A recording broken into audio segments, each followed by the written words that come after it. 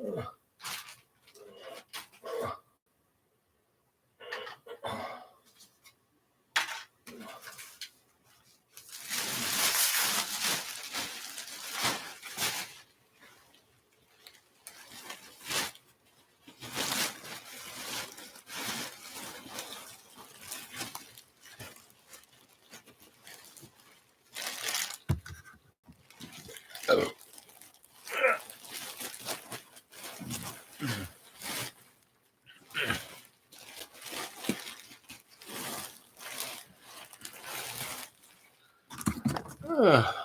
how you doing, gang?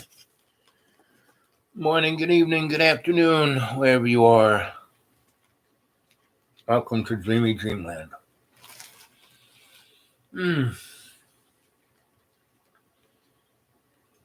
So what is the fascination with the old crone?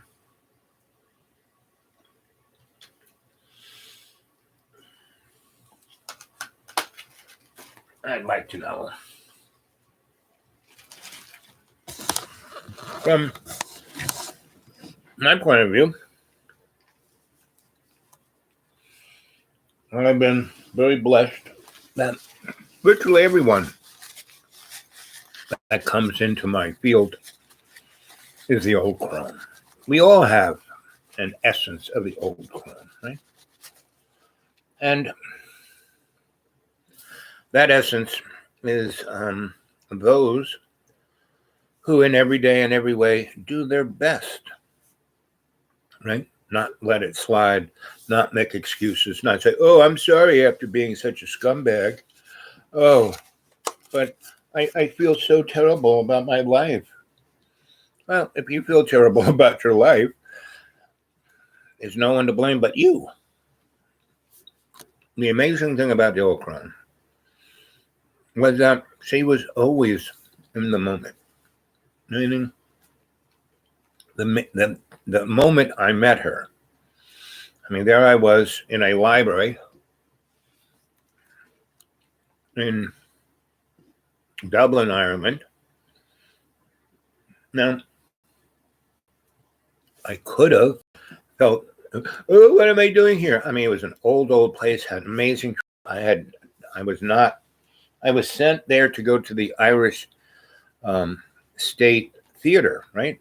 But I showed up. I knew nothing about the Gaelic culture or history. So instead of saying, oh, I said, we're going to send you to Trinity, and you can study that culture there, right? Because I was sure, sounds great. I went and did it. I didn't feel, I was 19, and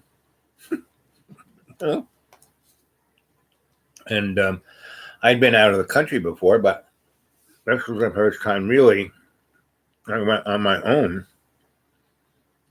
I wasn't with a group. I wasn't with my parents. No, I've been going to Canada by my own. But back in the 60s and 70s, Canada was almost America. Now I don't even know what Canada is. It's like an alien planet. And that's kind of what's going on right here, right now. As of 2012, we stopped being in the Piscean age. The Mayan calendar was over. It wasn't the end of time. It was just end of Piscean time, right? We're now in Aquarian time.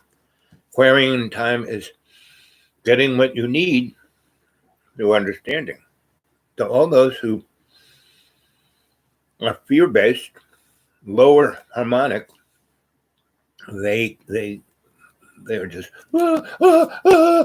somebody's putting somebody down. They're thinking things and it's going in my mind. I don't know. I can't control my own fear. Some people think I'm fat. My hair's the wrong color. I don't have the right underpants. I don't think that's what life's about. It's just not my experience. I've had all these great mentors, great teachers, great friends, great lovers, and not a single one has acted that way, not a single one, right?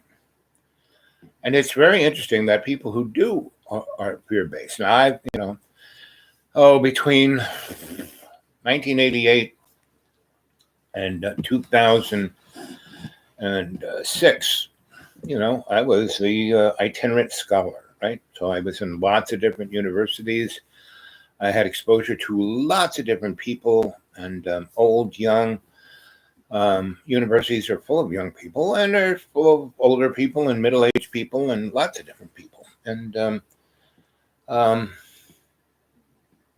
the kids so I didn't really teach, right? I was a researcher, but I would be in a university for somewhere between 6 months and maybe a year and a half doing a project for another entity. That other entity was paying that university a shitload of money to do the research, right? And I went there as a person who observed and at a certain point developed protocols for the study, right? And also I would look at the trends that it was working on and what it was manifesting and how it was representing the people who are paying them to do the work, And so I had a very interesting position because I had prestige, but it was like down low prestige, meaning the people in the university, oh, that's Professor so-and-so, he wrote this book. No. But the head of that department that this project was in, I was basically above him because the people who were giving his department a ton of money so they could do X, Y, and Z research were doing it for a hidden motif, right? And that was what the old crone was, a hidden motif. But she was she was hidden in plain sight, right? So the first time I met her, she was like rolling into this library that was what is known as a reserve library. Not everyone could get in there. Only people who, had the need to be in there, and I did. So I was sent there first I was at this theater. They said, oh, you need to go to Trinity and study Celtic history and that motif and mythology and see what bards are and druids and all of the above, which was more or less a mystic school. I had been exposed to mystic schools before. There was a woman when I was, between the age of 16 and 19.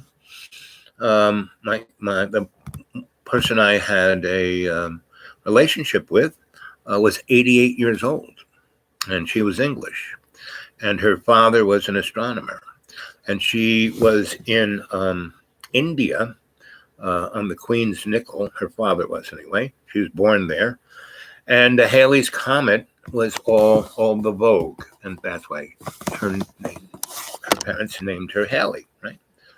And there were all of these, Indian mystics who were also scientists and scholars, and they loved little Halley, right?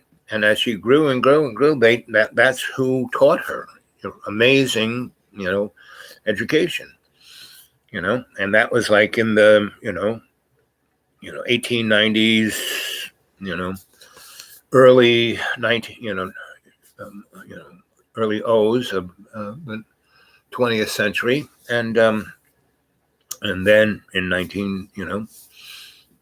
68 to 1969, that's when we were having a thing, and she herself was, she was a mystic princess. Halley was, right, and she could. When we were, had that itch to scratch, she didn't look 88. She looked, right? And sometimes she looked way older than 88, right? Her 88 years old looked like most people's 40, right? And so she was a crone, but she was, an English/Indian, right? So she's not Irish, she's not Celtic, even though the elements of a certain Vedic traditions are very Celtic. The Celts have been everywhere. They're one of these cultures that have, before Babylon, the Celts were. Before the Roman Empire, the Celts were, right? In Italy, my grandmother, she's a Celt. She had red hair and fair skin, green eyes. So folks who stick to books or want to, tell you what you are, even though they are neurotic, psychotic, um, you know, um, totally narcissistic. We live in a psychotic, narcissistic society. We live in this, everyone is exceptional. I deserve this. No, you know, and you don't go take stuff either. You know, that's what our culture is all about. I mean, look, Christopher Columbus came here and took, all of the Americas, that renamed them, you know, and killed 600 million indigenous people. Way more than Nazis, way more than, Stalin, way more than Mao. And it goes to a karmic understanding, right? Now that's what the old crone had, this karmic understanding, and what was the best about her, she brought out the best in people, right, and the truth in people, right. Whereas other people, like today's, sociopathic um, narcissists, all the politicians, that's what they are, sociopathic narcissists. Why Donald Trump is such a great representative of what it is. Hello there, Candace. Always good to see you. So we're talking about the old crone, and that she isn't something that's, and there's Lana. There's, two great women of the cadre. Good to see you, ladies. And we're talking about everything has been pressured. It's like, deep in the earth where there's coal, this is tremendous pressure. And that coal gets squeezed and bingo, it becomes a diamond after 1,000,000 years or whatever it takes, right? Well, that's what's going on with Homo sapiens sapien right now. We're being squeezed, and the only thing coming out, it's not diamonds, it's shit, right? But if we can stay consciously aware of what's going on and consciously intent on what we want, and what we want is what we need through love's co-creation, not through, getting anything from Amazon, right? Or, wanting to be, rich and famous, or, wanting to be, a rock and roll star, or wanting to be the best movie star, the best whatever, right? The best you should be is you. And if you're trying to sublimate whatever you are because you feel so shitty about who you are, and you want to plug in, a guy who has a fancy car, a guy who has this, a guy or a gal who has that. No. And, I'm so lonely. There's nobody here. Oh, boo-hoo, I feel miserable. Oh, I'm scared by even talking to anybody. Oh, and thoughts are coming into my mind. Come on, guys. This is, and this is the go-to place for most people in the, in 2022. This is how they are acting, right? And no, you don't have to be that way. You can be who you are and be the best at who you are, not, and you don't have to be angry about anything, really. There's nothing to be angry about, because whatever, trials and tribulations, I do things all day long. And when I have to deal with people, which is what I do, I deal with people, they have issues that are like, oh my Lord. And all I can do is be a good example. All I can do is be patient. All I can do is be loving, right? And if they respond, that's great. That moves it up a little bit, right? If they don't, they just stay in the same. And that's what, Shakespeare's play, Hamlet, is about that. It's about that um, loop, right? At the end of the thing, after Hamlet is, war and killed everyone he's loved and, just caused tremendous chaos, nothing really good, except he ends up as king and his buddy is second in command. And at the end of the play, his buddy is like, "Yay, we won!" And he looks, he said, Hamlet, you're not happy. Well, you're always kind of not happy, but you should be happy. We won. And was, I'm concerned about tomorrow. He goes, well, whatever happens tomorrow, we'll take care of it. No, it's not tomorrow. It's the tomorrow and the tomorrow and the tomorrow. So you see people who are totally stuck in this loop of, oh, I want my family. I want, whatever relationship they had, it crashed and burned, right? Now, I've had many, many great relationships, and they've all changed. They all became something else. And I stayed with it as long as it was a positive thing. And, my first wife that I was married to, I mean, documents and everything, so we had to get a divorce. She basically wanted to do something different. She didn't want to, have a life with me. She didn't want to have a studio. She didn't want to, we were getting pretty well known. We were becoming pretty successful, but it was a we thing rather than an I thing. And so, she said, no, I don't want it to be DNA. I just want it to be D.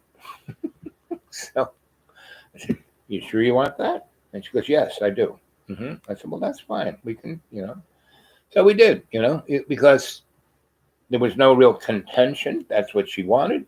So, and she had already been, fooling around doing all kinds of other stuff. And, in our legal scene, somebody has to take the blame. So she did, because I wasn't fooling around.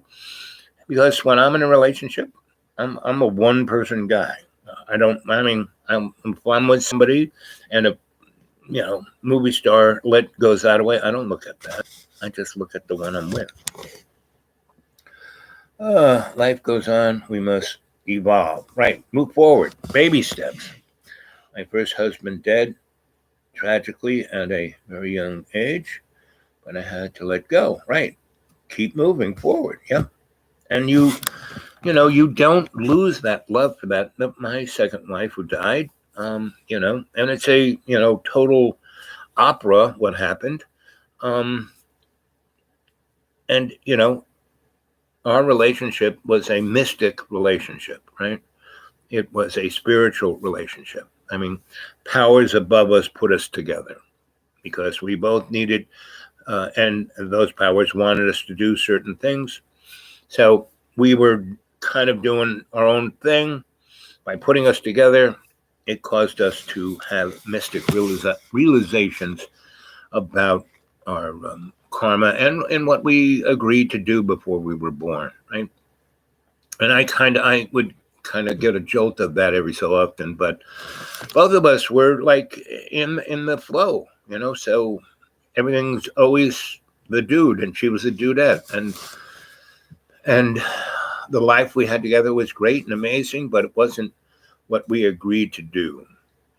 So and we kept being told, you guys, it's great what you're doing, but you need to do what you both agreed to do. And we tried, but we were so in love, we just stayed together and just kept doing what we were doing, and it was great. It was very fun. And she died of cancer and a heart attack, like in 2 days. How do you get cancer and heart disease in 2 days. She was as strong as a bull. She had no genetic of anything, but bang, dead, right? And I was in the room. She died in my arms, and and she had a thing down her throat. She had machines keeping her alive, and so they pulled all that stuff out, and she was dead, dead, dead, right? No brain, anything, nothing. The chemistry in her body was changing. She's dead, right? When you die, all the crap in your body comes out, and she was dead, and I couldn't let go. I got into bed with her and held her, and the doctors and nurses just said, okay. And so they went out and left us alone. And for 7 hours, I wept and I cried, and rigor mortis set in, and then, her body started to decompose. After rigor, your things change, and I went into state, and I was on, the river where the ferryman comes, and I stepped on the ferry, and I said, "I'll take her place. Take me." And the ferryman said, "Well, you need to have the money. It's exact change." So I pulled out a Benjamin and said, "Here, keep the change." And he goes, "No, no, no, no. You don't understand. No, no." Mm-mm. Anyway, we had this conversation, me and the ferryman, and then bingo, I woke up to this noise, and they'd taken the hoses out of her body, but she still had the pads on her. And, the machine started saying, her heart's beating, she's coming back to life. And I woke up, and this nurse is like pulling me off her and said, she's back alive. And she had really red hair, right? And these green eyes and this really beautiful, ivory skin, right? She was a Celt. Her grandma came from Sicily and was on the islands like my grandma was. So she had that in her. And when I got up, her hair was no longer red. It was white, whiter than white. And her green eyes were this purpley blue. And she was just, and so the nurse took me to another room, put me in a chair. She goes, "Oh, you're sweating. Here, get out of your clothes." And she wrapped me up in a big blanket and sat me in this chair. And she brought me 2 7-Ups and a ginger ale. And I drank a little of the ginger ale, and I kicked off because I hadn't slept. This whole thing was like 48-hour period from the moment she got sick, keeled over. I called 911, and 48 hours, and then waking up there. And so I went back into state, and there was my master, Kasha K, saying, "Okay, hey, good to see you, buddy. But you guys wouldn't listen, so we had to do something. So here it is." And he goes, she is so changed, no longer red hair, white hair, no longer green eyes, these kind of purpley, gray, white, blue things. And you both need to go. And which we did. And that took a great effort because, I came back and the doctor said, "I don't know, but we just did a whole panel of blood tests and she didn't have a heart attack and she don't have cancer and she's alive and there's nothing wrong with her. And we're going to let her stay overnight and observe her, but she can go home tomorrow morning. She's as good as she is now." But she did, we went, right? So we had another 6 weeks where we kind of prepared ourselves to go different ways. And I had other things I was doing in New York. And so it took me another year to tie all those threads together. And that was it for me in New York, because New York was her town, right? She was a fashion designer, and, that's Fashion City.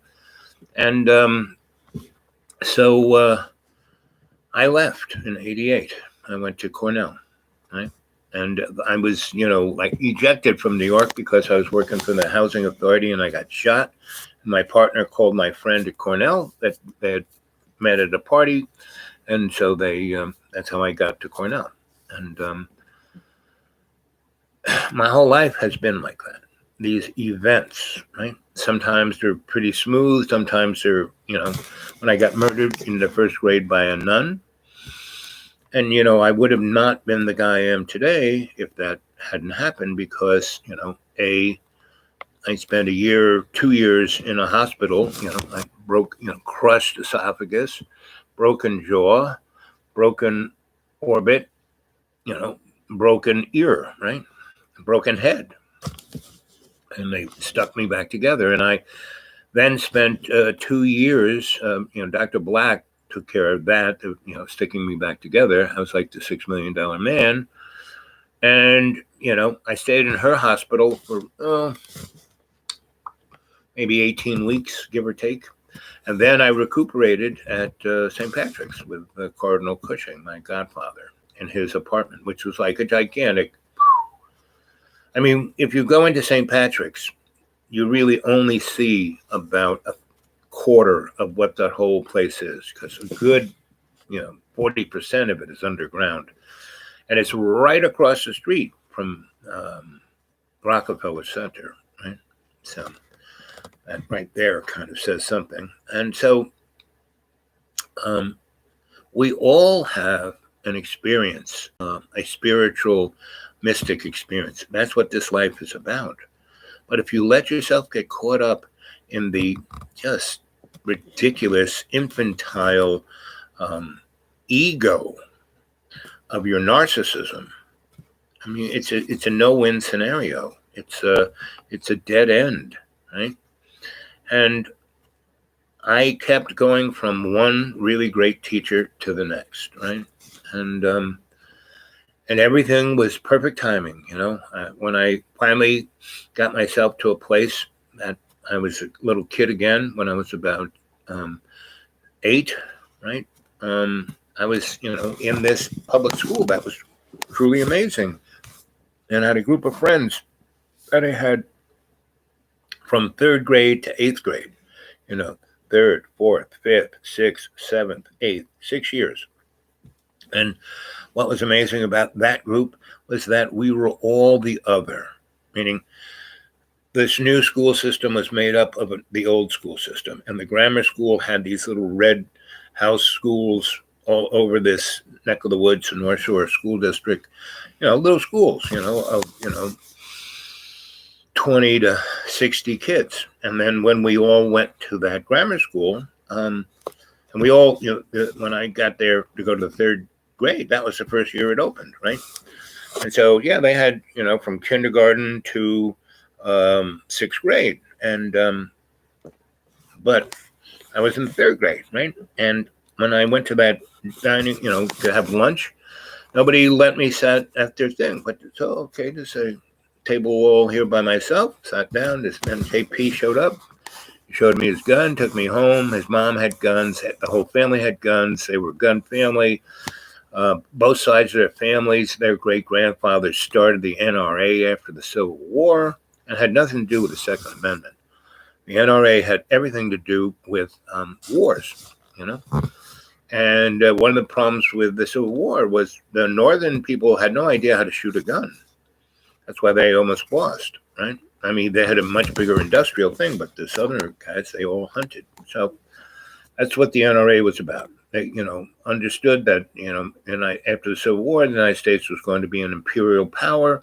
They had to have at least 40 to 60% of the males who were going to fight wars to know how to shoot guns from childhood. That's what the NRA is about. Second Amendment has nothing to do about, our civil liberties. Now it seems to, but back in the day when they put it in the Constitution, the amendments, it was there because the Southerners wanted to have their own militia to keep the slaves in line. Because like Mississippi had a population of 90,000 white male families that owned property and had wealth, and they were producing cotton, king cotton.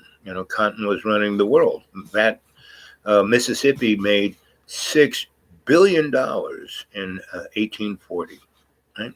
In that money. Right now, today, that $6 billion would be worth $1 trillion today. So they had economic power, but the economic power was off the backs of the African slave. And so there were 90,000 white guys in Mississippi who owned everything. Even their wives had owned nothing. And all the poor white people were just a little bit above the black slaves. And the militias were there to protect that 90,000 white rich guys from the 6 million black and white poor slaves, right? Because just by sheer numbers, if the black folk got really pissed off, they could have, ate that 90,000 people for lunch, right? And that militia never fought anybody but the black slaves, maybe the Indians, but so that is the Piscean age that America grew up in, and so did it was the Roman Empire was a Piscean age. So was the Greek city-states. So was Babylon. So was Mesopotamia. Right. So was Egypt. And now we're out of that. Right. And all of those entities had their own version of the mystic school. I mean, look at our founding fathers. They were so, they were all Masons, And so there's a lot of magic. If you ever watched, there's a great show called Sleepy Hollow, right? Ichabod Crane is our hero. And it can be a little over the top sometimes, but the guys who wrote it knew a lot about the down low mystic goings on. And what's, look at our dollar bill has a pyramid with the all-seeing eye of Horus on it. Come on, So when the old crone came into my life, it was like right on time, right? And everything that's ever happened to me is right on time. It's like I don't let myself get in the way. Why I'm here with John, it's right on time. It is me doing my best, right? Really doing my best. Very, very, I mean, he came down just, an hour ago. And I mean, when I was doing, 6 hours ago, when I was doing the live chat, he came down and was like, and I could have just, pointed but I didn't want to do that. If he comes out again, yeah, and goes, I'm going to just point the camera at the boy. Because he's, the canary in the coal mine. He's really representing. Now, he's not, John is smart. He's talented. He's handsome. He's good looking. He's a sweet, kind person. But his narcissism and his ego is the demon that's chewing him up alive, right? And it's, taking out his family, both his mother and father and his sisters, and his, oh, I want to be with my children. Well, if you want to be with your children, you do it. I had a good friend, right? And he was a musician, very talented musician. And he toured all around America, the colleges especially. And it was, rock and roll / country /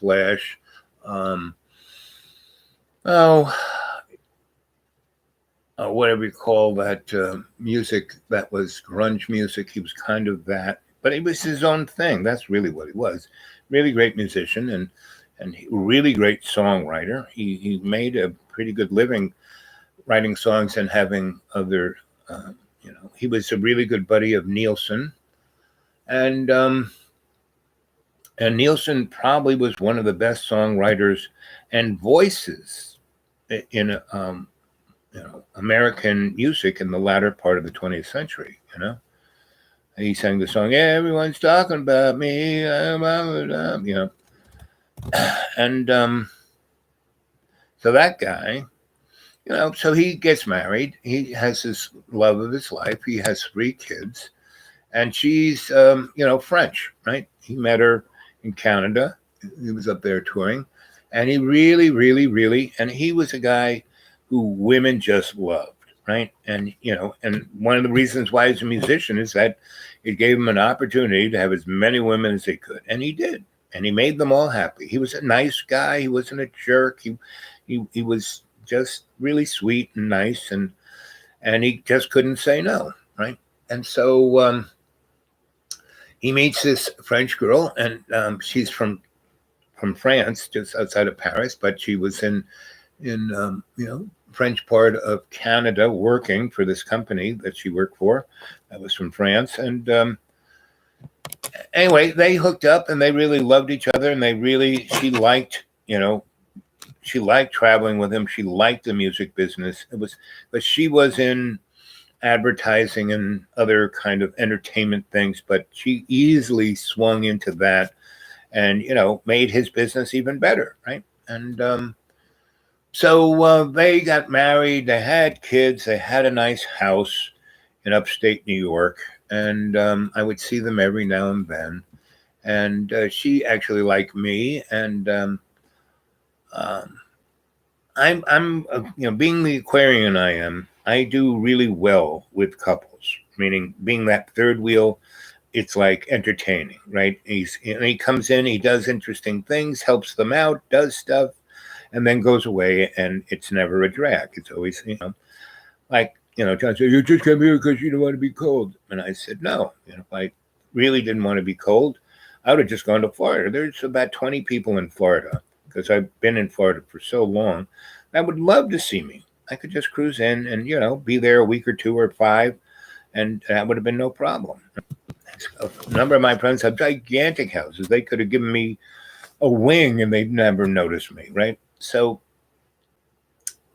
I'm a good house guest. So anyway, I was really tight with him, but he's still touring and touring and touring, and he can't say no. So she has kids. They have a really beautiful house upstate New York. Her business is doing really great. She has her own little, booking agency, blah, blah, blah. And she's running his thing, and that's all doing great, but he is still screwing around, right? And so she realized that and says, hey, you got to stop doing that. He goes, okay, I'll do that. I love you so much, blah, blah, blah. But he just can't say no. So after about 5 years of that, and their kids are like, the oldest was maybe about 10. The next one was about 9 or 8. The other one the youngest one, I think, was 6. So at a certain point, she goes, that's it. And she said, well, I'm going to go visit the family back in France.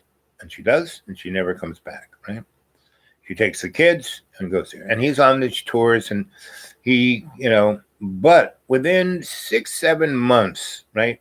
And she stops being his agent, booking and all that kind of stuff. So he gets somebody else and goes, listen, I want to start performing in Europe, so I can try to, see my kids and try to get a relationship with my wife. And so so she leaves. Within less than a year, he's changed his whole life. He sold the place, and he sends her half the money. He didn't have to, sends half the money, right? And it was at a time when selling that place, he made some good money on that place. He bought low, sold high. And so he gets to Europe, and he buys a Mercedes RV, right? Big RV, kind of the biggest, Europeans, but he gets a RV, right? And he does his tour on that. And he books his tour so it goes around, France, Brussels, Italy, Spain, a few other, Greece, but he tries to swing through where his ex and his kids are at least every 2 months. And the first time he goes there, he goes to the police, and he has all the paperwork showing that he's the father of these kids, that they're separated, and he's trying to get back with her. And he goes, I realize I can park my car here about 200 yards from my wife's house, right? That's a legal parking spot. I don't have to have permits or don't have to have anything. And if I don't hook up the power or water or shit, I can just stay there for a few days. And they go, yep, you can. So he gets totally, and he explains what he's doing, and the the police people think he's great, right? And they really love the fact that he's come to them first and made a physical relationship. So he shows up, and it's a really nice spot. I went there once where he parked this thing, and it wasn't right on the curb. There was a kind of was like a cul-de-sac. So there was a place where you kind of could turn in, and people parked there and went into the woods there, right?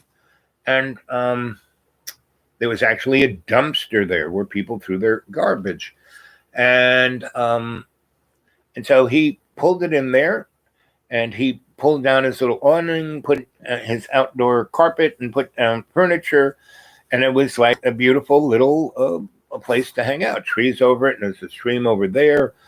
Anyway, and the kids, the bus would come into this cul-de-sac, and kids would get off, and he'd be right there going, "Hey, kids," right?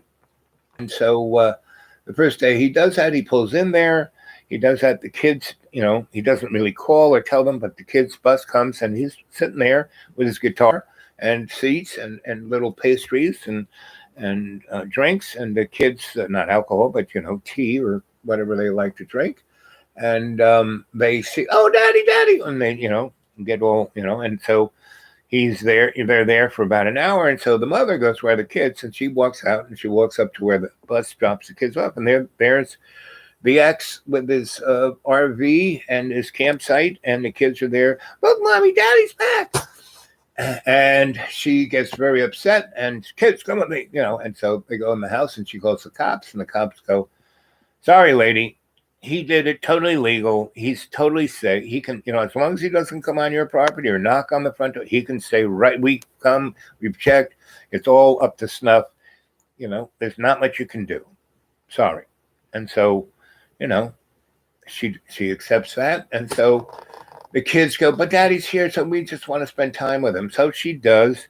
And she's got a boyfriend, and she kind of, 3 kids can be a little cramped. So she's realizing, yes, he can take them in the RV, totally legal, great. He can take them to different places in Europe. He can take them on tour, da-da-da-da. Yes, I think this will work out. So they do. So they, he does that, and he has a great time. So from the thing that could have been catastrophic, he moves forward. He does a positive thing. He makes, he does that. He changed his whole friggin' life. Instead of saying the same thing, go, "Oh, I wish I was with my kids. Oh, it's so hard to go to France." And France is a lot harder to get to than Texas, right?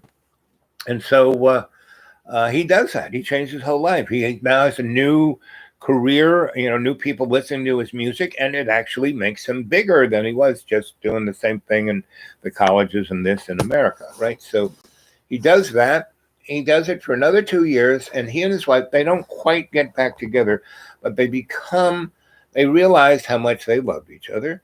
They realized why they had these kids, and they realized that they could move forward and have a different experience where they'd still have a family, they'd still be loving, but she could have boyfriends and he could have girlfriends, and they didn't need to be married, and all of the rest, right? And so they had an amazing, happy life, which they still do. The kids are, in their 30s now, and last I saw them, when they were all in America back in, when did I see them? I saw them in Florida in 2000 and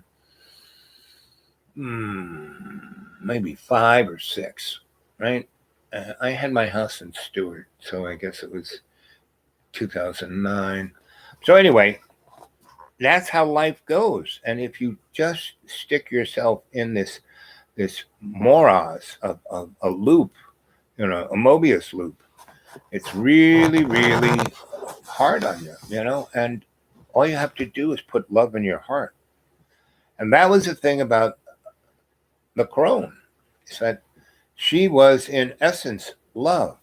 That's all she was. Love's co-creation. She was the essence of that. And she, Lana and I talked last night, and she talked about this, that, and the other thing, and Lana can tell the cadre what we talked about. But I kept not quite pushing her buttons, but doing things so she might question things, right? And it got her because Lana is true blue, so she goes at it 100%. And often, I'm a diplomat. I don't go, I did that once in my life. When I was in a seminary, I went to war with the Holy Roman Empire. Little peanut me went to war against the Vatican, right? And that didn't work out too good for me. I got tied to sprinkler pipes and beat with 2x4s, broke ribs, legs, knees. It didn't work out too good. They made sure they didn't kill me, but boy, they fucked me up real good.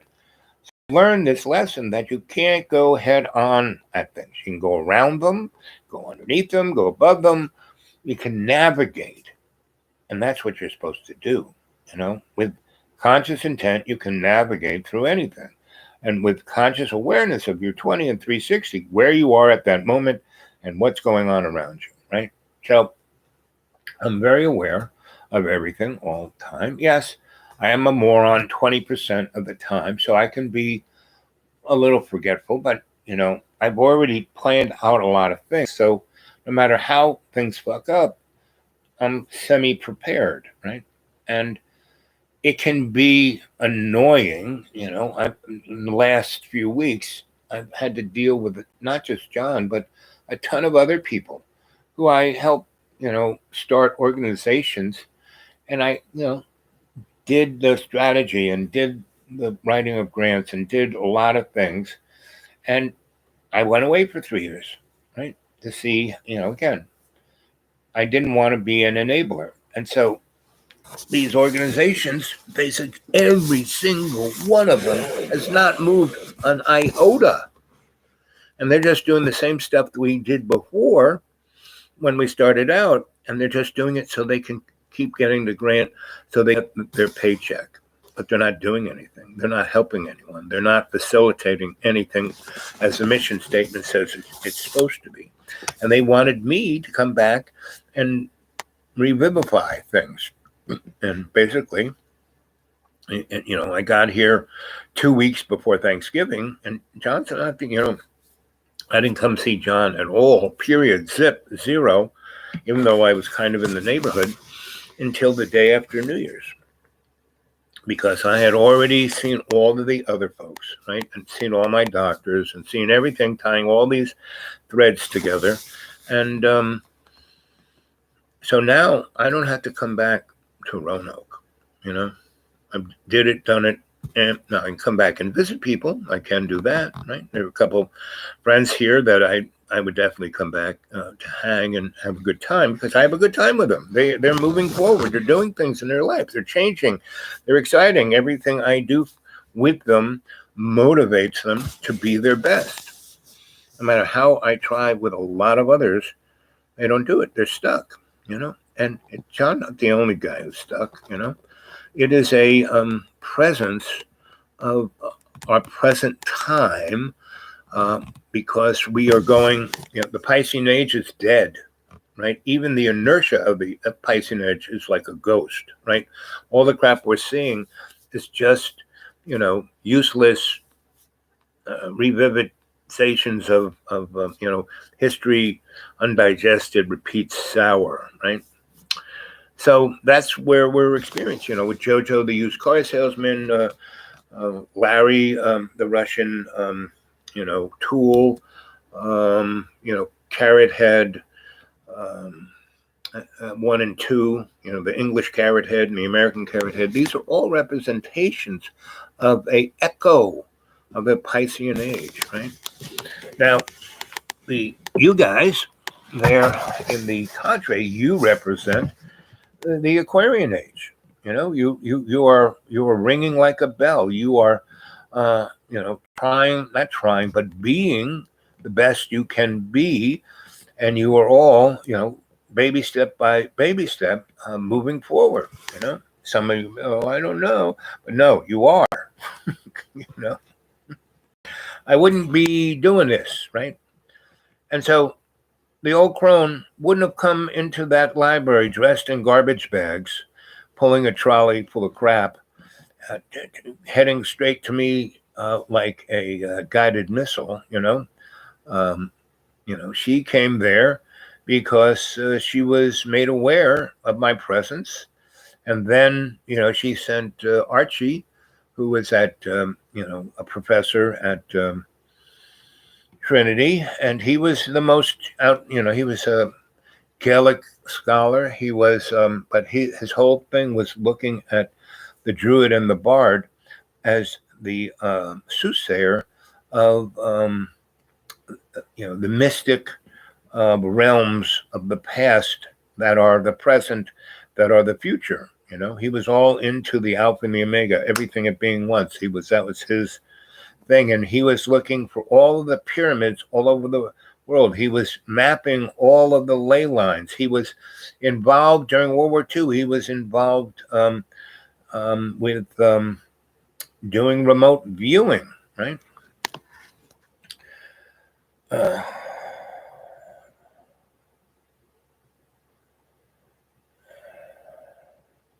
Sweet dreams, Lana.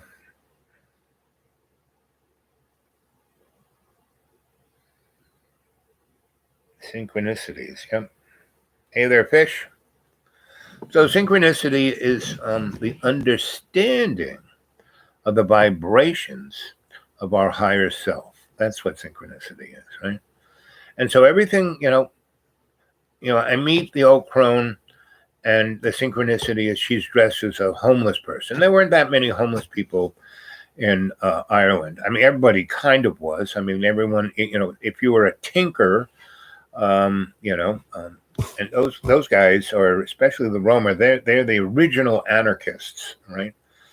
And yet they will steal your eyeballs out of your head if you're a schmuck, right? If you're trying to get over, ooh boy, don't do it to a Roma. But if you're righteous, generous, and honest, man, the Roma will give the shirt off their back. They'll go that extra mile for you. When Archie and I drove up the West Coast in a gypsy wagon, it's like a covered wagon with a horse, right? It was like a horse drawn RV, right? And we were mapping out all these ley lines. We were looking for pyramids all up and down the West Coast. And out of Limerick, we were just coming out of Limerick, and we were going up the West Coast Road, and we had passed the Ring of Kerry. We had visited some of his friends there, and that was the beauty of both Archie and the old crone. They had been in Ireland for 50 years plus, and they knew everybody, right? And so wherever we went, we were always welcome. And I am similar. I have thousands of friends around the world where I can go and visit because, when I met them, I was, all the people I met in the Mideast, they couldn't believe, they said, you can't be an American, and you can't be a Anglo-Saxon European. What the heck are you? And I would say, I'm a New Yorker. Oh, that makes sense. Because they all had family in New York. So that is what life's about. Being able to have everyone you meet be family instead of worrying, oh, I'm so worried. So I feel so terrible. All these people here. Oh, my father's man. People are putting thoughts in my head. No one's putting thoughts in your head. You're putting thoughts in your head, the best way to keep bad thoughts out, they're there. The paranormal is right there. And the best thing is to have, God and Jesus. They are metaphors for an energetic essence of love's co-creation, right? The word God goes back to bocce ball, and Jesus, Jesus is always here. Jesus is still here. If Jesus wasn't here, we'd be toast, So it's more than that guy that's on the poster. And, Jesus was not white, blue eyes, and long flowing brown hair. That part of the world is called North Africa. Jesus was a black guy with an afro, and he was kind of short, So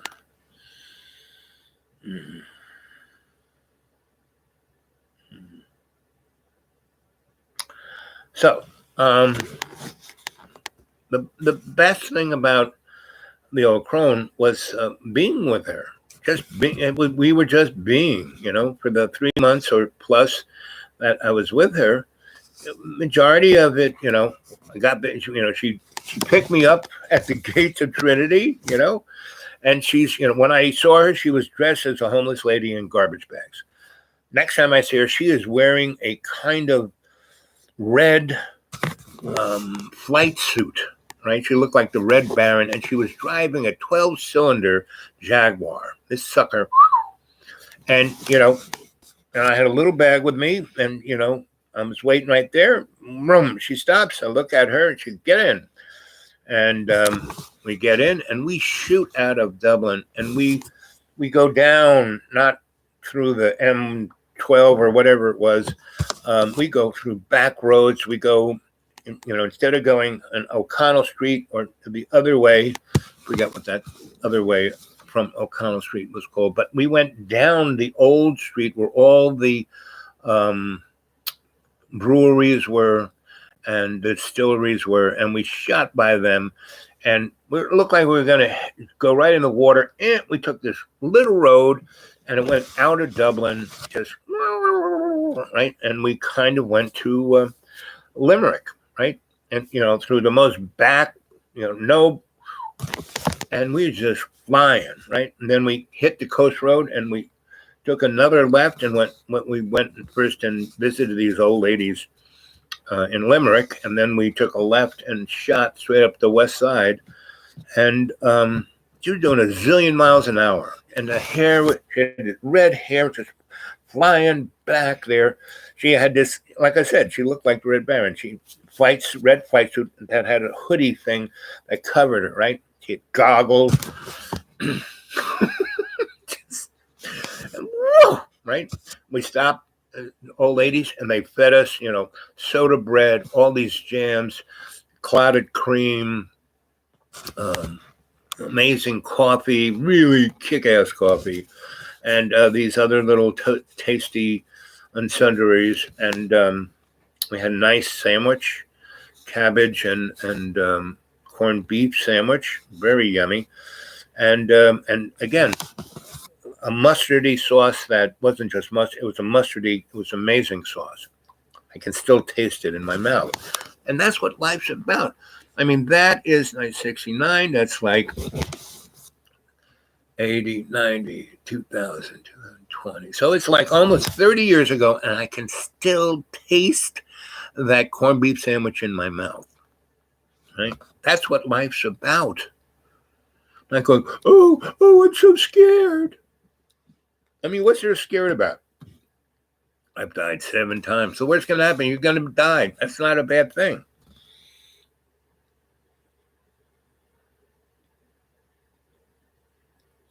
I don't seem like a middle-aged American woman. Because you're not, Candace. And I agree. I don't act that way, think, or feel like that, because you are yourself, darling. Martin, morning, Al. How's your day been? Just looking up for the evening. A busy day with the storm. Yep. Well, I'm helping John. I raked his. John hired this guy, gave him $150 to clear the road. Right. The guy came with a leaf blower that just didn't work. I mean, I could blow more than that leaf blower. He just went down, and John gave him that much money. It was like he didn't do anything. I, on the other hand, took a rake and raked the whole friggin' road, because my car has to go down it, and my car doesn't like going up and down John's driveway, because he just let it go to shit. Plus, he had these guys put gutters, and the guys put the gutter going out into the road, so it dug a gigantic ditch on the side of the road. Again, I just raked everything into the ditch, and then John had bought pipe to take it from the gutter out into the woods, but he never, took the pipe to do. I did it, and I, did all these other things for him because they needed to be done, and he was, he couldn't do anything, right? So it's like, And why is someone so bent out of shape like that? And again, John is not the only person. He represents what's this stuckness of the folk who are so ego. It's all about them. And see, the Piscean age was the ego. The Aquarian age is the we and me. And so the folk who can't get to the we and me is having a hard time right now, right? That's why they're trying to start nuclear war to obliterate everyone, right? Because they're so anxious about love. They just, sex. I don't want, that's fornication. But yes, but fornication.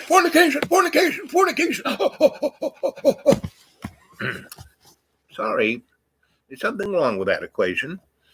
Doesn't quite add up, right? And if you really do believe in God, right, you need to have God in your heart, and you need to have Jesus in your head, right? Not your ego, right?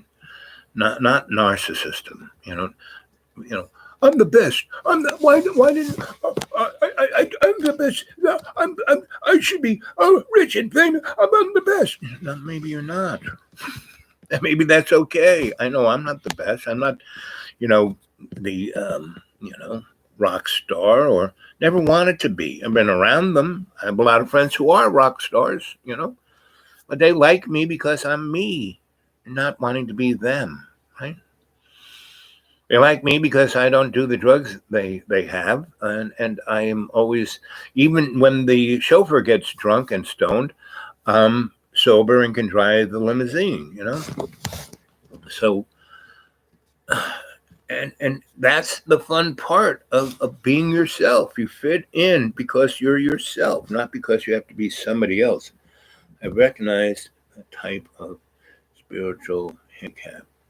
Quite a few others too. Yes, it's a representation of this dynamic of the change, of from the Piscean age to the Aquarian age, and we're right in that middle place. But we've already left. The Venn diagram started back in '48, okay, and basically ended in 2012. Now the inertia, 26,000 years of a Piscean age, that's a lot of inertia. So that's why everything is so gummed up right now, right? But we have technology, we have free energy, we have abundance, we have all of these things, right?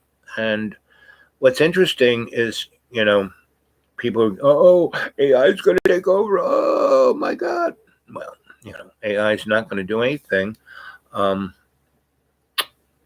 if you've ever worked with computers, garbage in is garbage out. So if you have a bunch of psychopaths programming these computers, you might have a psychopathic computer.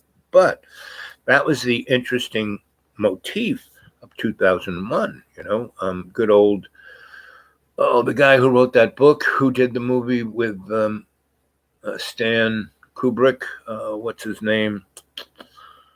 But anyway, that guy, he understood that, the last scene of the movie is our astronaut friend goes to the, motel on the edge of the universe where everything's white.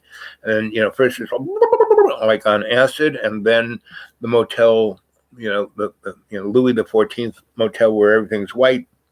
And then bingo, he's this gigantic infant about to be born over planet Earth in 2001, right? And that's kind of what happened. So if you can just keep love in your heart, and, Jesus's unconditional forgiveness in your head, then there's no problem. Easy peasy, So everything I've done for John,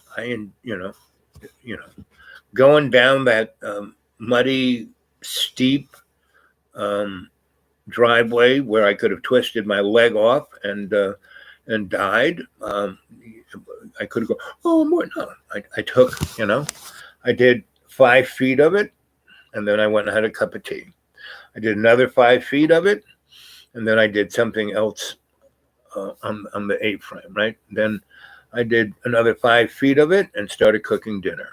Then did another 5 feet of it, and before you know it, I did half of it, right? And it looks great. And that big, thing that, and I put the pipe in so the water doesn't go down the road and dig it up. It goes out into the woods. That took me 5 minutes. Yes, there were some rocks. If I slipped, I could have killed myself, but I didn't because I was very careful. And I thought, I was consciously aware of my 20 and I was consciously aware of my intent, right? So I did it. No big deal. But I'm 72 years old guy. And my legs are like, 8 years ago, they wanted to cut them off. And every time I go see my endocrinologist and my, bone doctor and my foot doctor, they're in amazement because you look at the x-ray, the 32 little bones in my foot are like a pile of mush. They can't understand how I walk and that I don't I used to have these big metal clamps on my legs from my big toe to my hips, right? And I used to have a walker. I don't have any of that. I don't have a stick or a cane or a rake in my hand to keep me from falling over. But do I complain? No, I just go and do a little bit here, a little bit there, take care of this, take care of that. And when, yes, the other day I did get a little, I cursed like a sailor because I just kept getting people doing stupid things just right there. But we agreed you were going to do it. So I said, okay, I'm just going to let off a little steam here. You motherfucking cunt. Fucking moron. Okay, I feel much better now. And they were like, okay, we won't do that again. And they won't because they're not going to see me. That's pretty much it. See you later. Bye. Goodbye and good luck. But you've always helped us before. Not anymore. There are other people who not only need my help, but will activate their own life in a better way when I do help them. So why the fuck would I help you anymore? After 20 years of you doing the same stupid thing over and over and over. No. I left for 3 years for a reason, because I was, it wasn't just John I was enabling to be, nihilist, egocentric life. These other morons were, but they were worse because they were running organizations that were hurting other people. John doesn't really, the people most closest to him, he just goes at them like you can't believe that demon in him. And what's sad, why I can't do it anymore, is that he's not really hurting me. What he is hurting himself. I see him just doing it to himself, and I don't want to watch that. Can't see that. That's it.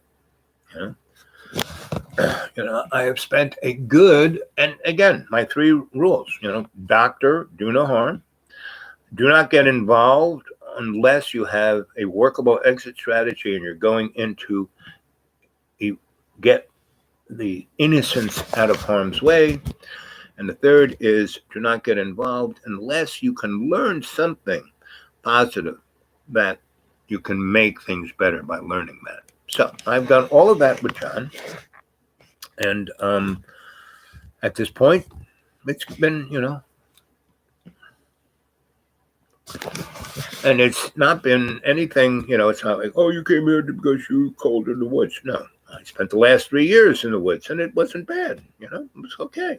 Even last year, which was ridiculously cold and we had a ton of snow and I couldn't get out between Christmas Eve and Valentine's Day, but that was fine. That's when I started writing my novels, That's fine.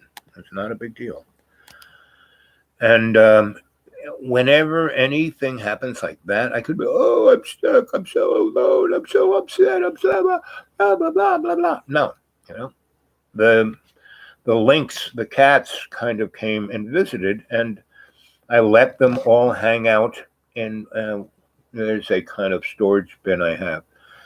And they were like hanging out there. And I came by and said, okay, you guys, that's cool. Just eat the mice, and they did. They did a very nice job of keeping the vermin down. And they were happy. And they got to, I'd sit on my porch and, it wasn't just the lynx that were there, but there were also, there's panthers in my little neighborhood, and they are, oh, not hyenas, but there's, I don't know what they're called, but they're a feline, and they kind of laugh, and they all would come and visit, and they all, did a great job of keeping the raccoons and the mice and the voles and all those guys, away, and a couple of them actually, because they were really feral. I mean, no one was taking care of these guys, and I would, I it's like the bear. I let them. I have my compost pile over in the northern corner of my 3 acres, and there's nobody else there, and so they just kind of root through it, and they turn it into better compost instead of me turning it over. They do it pretty good job of it, and I'd share meals with the cats. They'd come and I'm not really a cat person.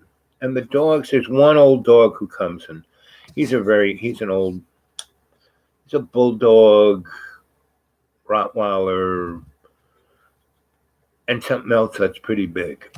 And he's a very nice dog, and he's old, right? So he comes over, he likes that I scratch him, and he likes that I share all my meals with him, and he actually likes the cats. The cats leave him alone, he leaves them alone. They get almost close to each other, and everyone gets along, right? And since the rich people moved in, a good portion of the animals who used to come visit have left, right? And when I was at the old crone's farm, I was always very good with dogs and horses.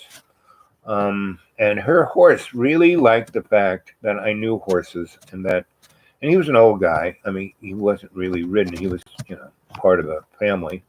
And I would brush him down every day. And he was just like, oh, yeah, oh yeah, oh, yeah, oh, yeah. And the same with the cow. I did the same with the cow. And I milked the cow. And the cow was very, happy to be milked. And there are little cows too, and pigs. And the pigs were interesting. But they're kind of like, except when they're little. The little pigs were very cute and very sweet. But once they got big, they were like humans, right? They were very idiosyncratic. And the rest of the animals at the old crones wasn't. And her place was a super duper, everything about her place was hooked up to ley lines. I mean, she had electricity, and I couldn't figure out where it was coming from, right? There were no poles, there were no underground cables. It was just, she had a TV, and she had a stereo, and she had electric lights, but there were no wires. It was like, that's interesting. And, I could always find it for 6 years. I could find her place, no problem. No one else, And then when I came back with my wife, and I went to, it's advertised as the highest pub in Ireland, and because she used to have her bank account there because the post office was there, and I said, so where is she? And he said, I don't know, we haven't seen her. And what's really weird is her, her hidden road, it's even more hidden. And he said, they've started to do ballooning around here. And I went up with this guy's balloon, and we went right over where I thought her farm would be. And it was all forest, old forest. Because I used to go there as a kid. And, the lake is kind of there, the river is kind of there, but it's all trees. How can that be? How can an old growth forest be there when 4 years ago it was a farm with big meadows and how can come on, you grew up with her, how it can be, and that's what it is. And most people, don't even want to. And all through Ireland, right? It's Trinity, and like I said, there's this big circle. O'Connell Street comes up to it. It's a big circle, and the road goes that way where the rich people are, and that's where the super duper right now. At least last time I was in 2005. That's where all the super high end stores were going up towards the rich folk. Right? And then, here's the circle, O'Connell Street. Here it goes down towards the post office. And they took down all of the freaking oak trees that were like the soul of the Irish freedom movement, because that's where the Romans and the English used to hang all the Irish guys and just leave them there. And all of the statues of the Irish heroes were all gone, and they were put back up with these stupid Brussels-esque stainless steel, spheres and pointy things into the sky. And they, like I said, they took all the trees down off O'Connell and widened the avenue so it's like Brussels, and it just really irritated the heck out of me. But the circle is there, and Trinity is right there, and there's 3 entrances into Trinity, right? And so there's a circle, O'Connell Street's this way, the rich guys are that way. There's a street, avenue that kind of goes up around Trinity on this side, and then goes off into industrial areas and stuff like that. And then there's this other road that goes straight over towards where the river is and the ocean is. And that's where all the breweries and the distilleries are. And they're over on, so Trinity's like over here, and all of these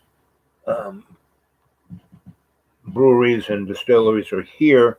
And over here is this whole kind of old Dublin, right? And the road kind of goes down to where the old Dublin is, and down towards the water is where the boats came in, the fishermen were, but old Dublin. And that was the place I loved hanging out. And there were 4 kind of invisible avenues that, unless you were with someone or you had the right sensibility, you'd never find it. And they were just like Harry Potter-esque, mystic neighborhoods. They were hidden, but if you were the right, you could walk through this little, it looked like just a little alley, and then it would broaden out into like a neighborhood, right? And that's where there was this lady who was a young girl, maybe somewhere between 19 and 30. She was a young version of the old crone, and she had a tea shop, and she had baked goods, and she read your tea leaves, and she read your palm, and she read your cards, and she read your astrology, and she just knew it, right? Just knew it, right? And it was like a family. I mean, not a family, but there were other places in Ireland that had these little alleys that went into like metaphysical communities.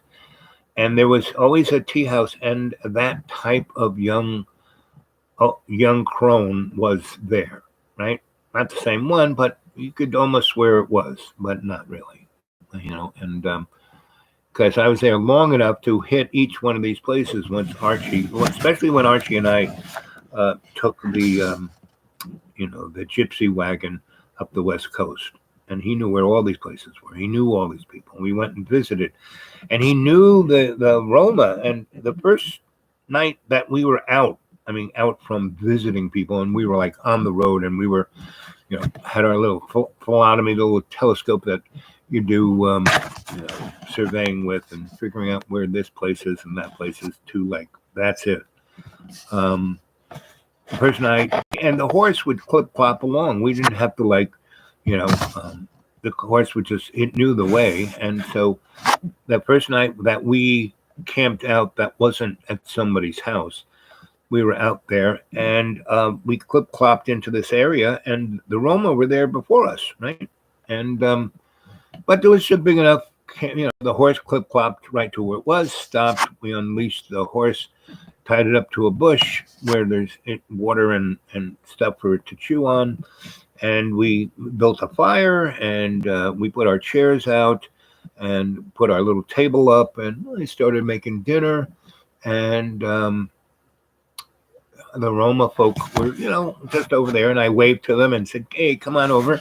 And I said, "So, hey, look what I'm making. I'd love to share it with you guys. And I'm sure you got some stuff you could throw in the pot, or you might have something made yesterday, and let's have a nice dinner together." And they kind of looked at me and said, "Sure, that sounds great," which they did. And they came back with great stuff and things to drink and smoke and eat and you name it. And they brought their instruments, and we danced and played music, and they told stories. And it was just the nicest thing. And this old lady, she had real issues with her arthritis. And, I was at the height of my mystic healer guy thing. So I said, "Can I help you?" And she goes, "What?" I said, "I see that you have some issues with arthritis." And she goes, "You see it?" I said, "Yeah." She goes, "You have the knack." I said, "Well, kind of, yeah." No. And she goes, "Well, my mother had the knack, and she could heal anything, bring people back from the dead." I said, "Well, I can't quite do that, but I think I can help you with this." So I did certain pressure points, and I showed her certain places to press for herself, and how to work on, her feet to affect the rest of her body. And we did it, and I showed it to her, and she was like, "Whoa!" And I had an ace bandage, and I showed her how to wrap different parts of her body. With one bandage, you wrap this part of your body, walk around part of the day, you take that off and do another part of your body, and it kind of balances off your chi. And she understood exactly what I was talking about, and she just thought I was the bee's knees, and she was one of the head grandmas, right? So she thought I was great, and everybody thought I was great. And so we spent 2 or 3 days, and Archie and I went out with some of the guys who knew where things were, around us. We just kind of went in their car and drove here and drove there and hiked up this mountain and did all kinds of investigating. And they showed us underground facilities and caves and these things called beehives, which are these stone houses that are quite amazing because they're megalithic almost. So they go down hundreds of feet. And the first floor was the first floor, and people lived in it, and they would have thatch roofs, and they would just throw their garbage out the window. And then once the garbage got up to about here, they would make a stone floor and then build another walls and another thatch. And, after about 500 years, that's, you've got quite a few floors there. And those things are called beehives. And so, because whatever at the top kind of looks like a beehive. And so we were shown a bunch of those and other stone megaliths. And that was great. And we had the best of all times. And we spent about 4 or 5 days with those guys and just had the best of times. And so when we left, they packed us up with all kinds of yummies and smokables and drinkables. And they said, "So you're going to go down the road, about 50K. And by the time the horse wants to stop, there'll be another Roma that, my Uncle Patty will be there. And he'll take care of you. And he'll show you other stuff." And so we spent a good 2 months, Archie and I, going up the West Coast doing that, finding all these places and hearing their stories. And we recorded some of them, and with this here, this little tape recorder, and I took pictures, and it was one of the better, exciting moments. And what's truly amazing, years later, because the Roma are everywhere, and I met Roma people in America, I met Roma people in Brazil, I met Roma people, in Iraq. They all knew the people I knew in Ireland. "Oh, my Uncle Patty. Oh," they'd be saying it in Farsi. And that's what life's about. To be scared, and people like, I couldn't, okay, he could never talk to people like that, right? And there were girls there that were pretty cute, and you could have a good time without having to fornicate, Dancing was loads of fun with these girls. I love to dance. I'm a dancing fool, you know. Years ago, 2 years after I died in Florida, and I was still pretty messed up. It took me 6 years to get to a place where, I was not okay, but better than I was, right? And now I'm about, 70% better than I was then, 6 years ago. And so, um, I was in Florida, and there was this crew I met, um, Zora Nielsen Fitz, or is she was. Let's see what Google says about Zora. Okay.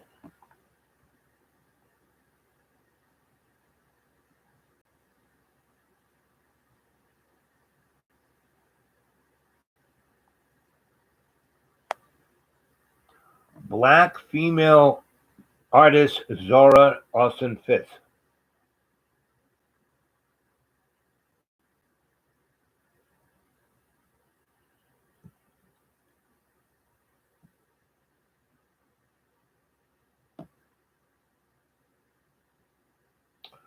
No, I got it wrong.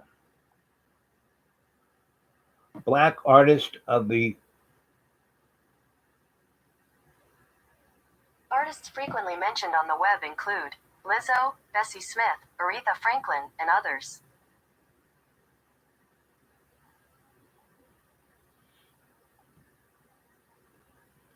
Black visual artist and poet and writer of the Harlem Renaissance. According to Encyclopedia Britannica, perhaps most prominent in the visual arts was painter Aaron Douglas, who was called the father of African American art. We're getting close. Black female artist and writer of the Harlem Renaissance, Zora. According to Encyclopedia Britannica, Zora Neale Hurston, American folklorist and writer associated with the Harlem Renaissance who celebrated the African American culture of the rural South. That's the girl. So I met her before she died in the 60s, right? And she's this world famous author and painter and was instrumental in anthropology. She went to Columbia and was a fellow student of Margaret Mead and the other three women who were part of that class. And she was the more brilliant of them, but she doesn't get, that's what you get from her. And her grandson, I met him, and he was from Jamaica. He was a reggae Rastafari. And so years later, he was she grew up in Florida in Port St. Lucie. And he was, in her house. And he had a little enclave of Rastafari, and I kind of stumbled onto them. And they used to call me the old soldier, right? And because I was limping, I had canes, I had walkers, my legs were right. I was the old soldier, and I became their road manager. And I went and booked them, and I would go to really fancy, schmancy, gated communities, all white, rich people, and say, hey, I have a band for you. And we go there and they'd be all like, Rastafari and playing reggae. And the white people would be like, but then it would get into them, and at least half of them couldn't help themselves. And I'd be the first one out on the dance floor, just hobbling around, and people go, well, that crippled guy can dance, so can I. And so I'm a dancing fool. I just can't help myself. And if I have someone to dance with, so when Archie and I were going up the west coast of Ireland and all these amazing gypsy girl dancers, I was in, and so they thought I was the greatest thing since sliced bread, you know? And so that is what a life is. And that, my whole essence of the old crone is that kind of life. That is what I'm still doing. Why I am doing what I am doing today is because of the old crone, right? And that's why I'm telling a more expansive story, because the old crone, like I said, I went up there, you know, 12 years after I first went up there, and I knew, I was one of the very few people could always find her secret road up to the top of the mountain to where her farm was. But when I brought my first wife, Don, you have to meet the old crone, I told her, and we're going to Ireland, so we're going to have to, and Don is her grandmother is a crone, so Don's definitely got that going on. That's why she's such a great photographer. She's really, really, really, really connected. And up until me, everyone, oh, you're crazy. I would say, no, you're great. You're great. You're great. I was her muse, And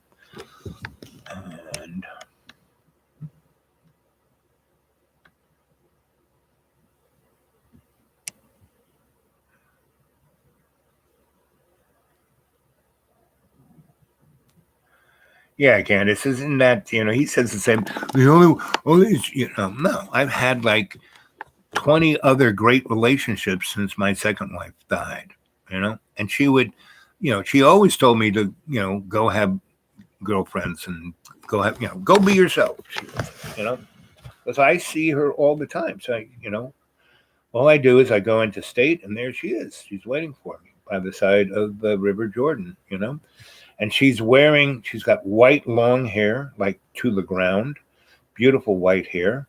She's now got these amazing purple eyes, and her hair is, when you look really close at her hair, it's feathers, and she wears a coat, a cape kind of coat of these ermine, like white mink um, fur, but it's what it is when you really look close. They're owl feathers in a fur that were made from my tears. That's what she told me. And so whenever I go into state, I don't go to the Akashic Record. I kind of go over,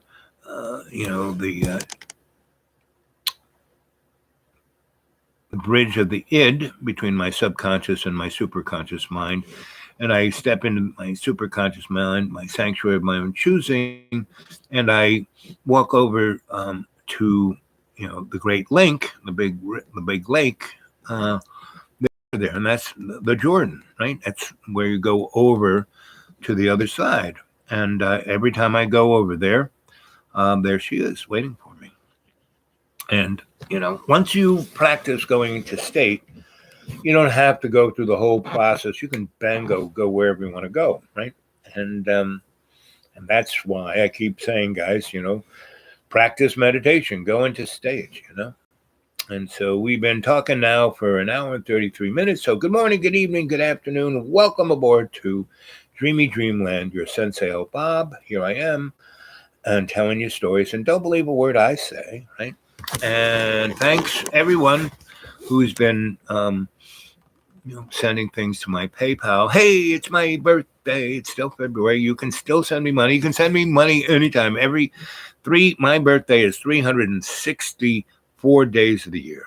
That fifth day is the celebration of my mother who had me, right? So, if you want to just, get a hold of me at the dudewake42 at Gmail, dudewake42 at Gmail. And you can go to PayPal and go donate it there. So I'm going to be here for a week or so. I still have things to do to help John. And so I will. I guess I don't know what day it was, Monday or Tuesday. He didn't sleep, didn't take his medicine, and drank 40 cups of coffee, and was, wow. It just was unbelievably, just vile. Just the things he said to me were just, And what really hurts me wasn't nothing that he says, but what I see it does to him, spiritually, demonically, energetically. It destroys him. He says, "I don't like the way I look." Well, guess why? And it isn't. And I make him vegetarian meals. Like I made him a really, you know, I've just been, last, I've made at least, I've been here, let's say 50 days, right? So 2 meals a day, that's 100 meals. So maybe 120 meals I've made him. And they've all been amazingly healthy. I mean, look at me. I've lost 2 pounds. You're making me fat. You're losing. You're doing this on purpose. You want me to look, how I want him to look a certain way or act. I'm putting thoughts of, he says that I just had a thought about, I don't even know who he's talking about. And you put it in my head. And I said, please, John. And there is no trying to communicate logically. And so when you see all this other crazy stuff going on around our world, you see what's going on the Ukraine. There is no logical reason for why NATO and Russia are doing what they're doing, except that they're doing this little passion play because the people who are, Mr. Globaloni, want to control the world, and they're losing their grip. So the best thing they can do is have a nuclear war that will kill 90% of everybody.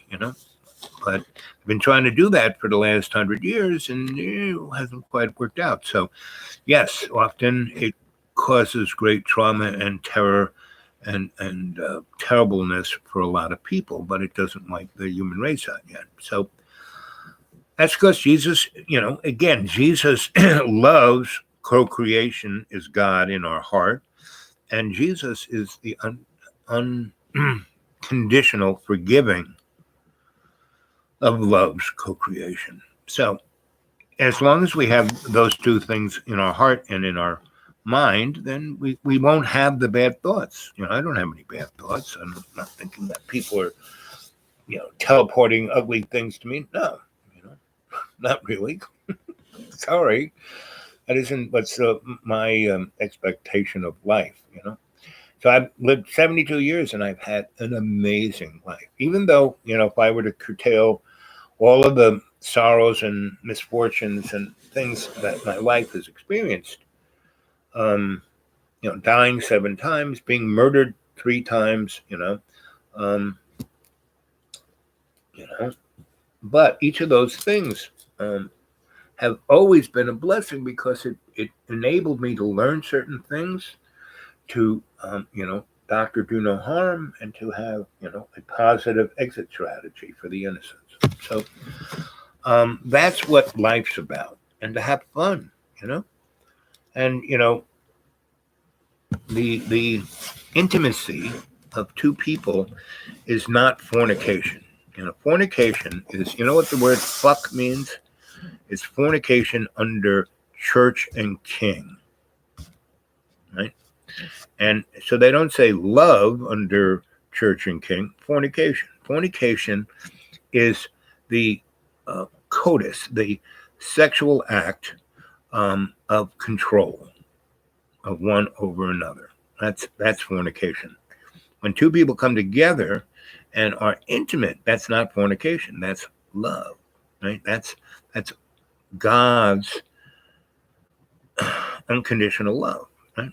And so whenever you go on and on about sex in a negative kind of, bad, horrific, kind of way, you are basically dissing God, because God made sex, God made everything. So if you're going to diss anything, that's going to be a problem.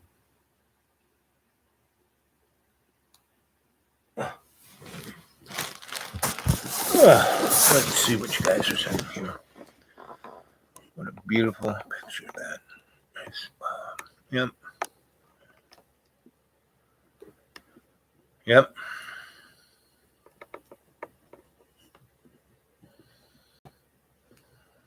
About exit strategy with me sometime. Sure, Candace, again, anybody wants to have a more a detailed conversation, get a hold of me at thedudewake42@gmail.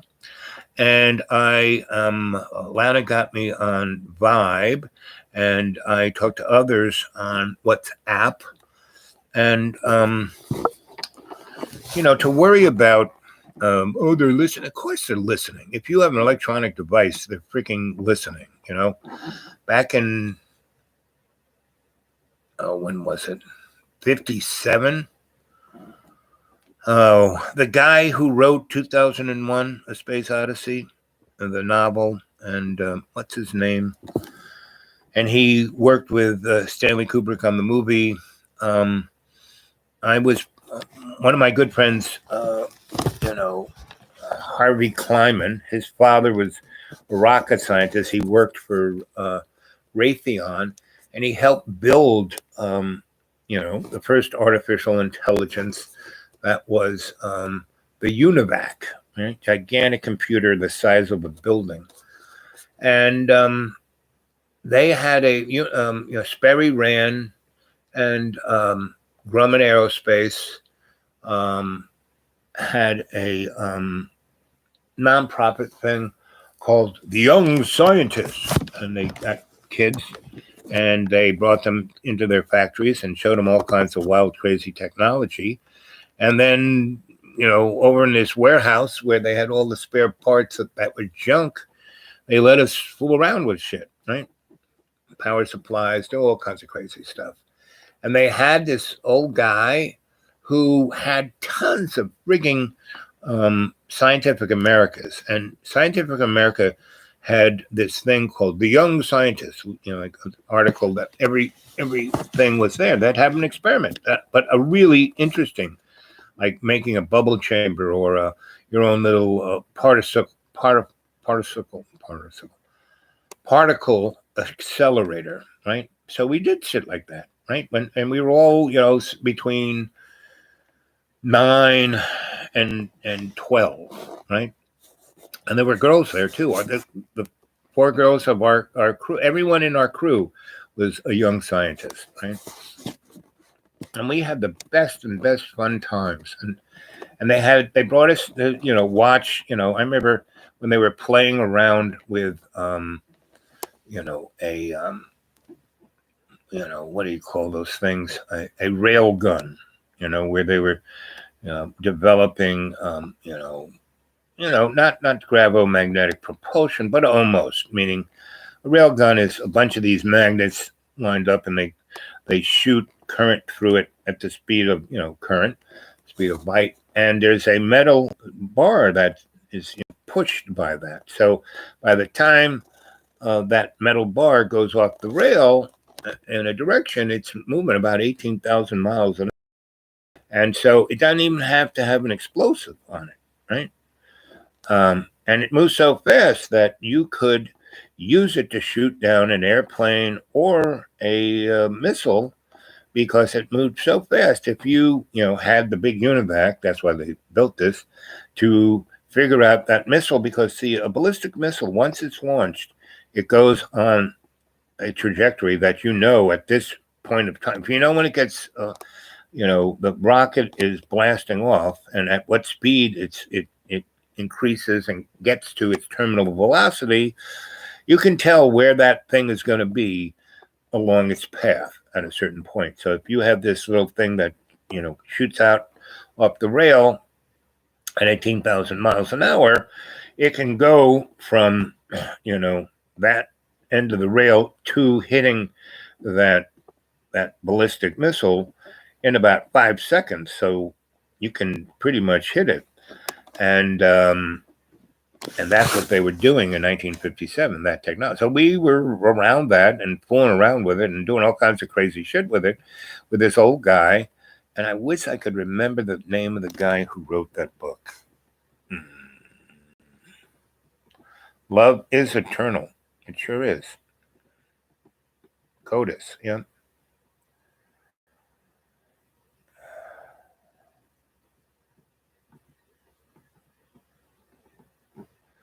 So the exit strategy is, the whole thing about exit strategy is just like that ballistic missile. You have to realize why are you going in there, right? Who you're trying to, evacuate, get out of harm's way, right? And if you figure those two things out, then the exit strategy you can plan.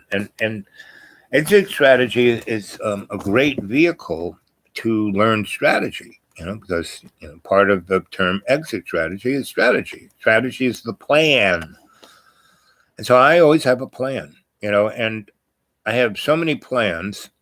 Exit. If this one doesn't work, this one, this one, this one. And I have so many of them that it almost seems like I'm making it up as I go along. But I've always thought about it back there because you can't really make it happen if you're just doing it on the fly. Now, it seems like I'm doing it on the fly, but I'm already thought about it, right?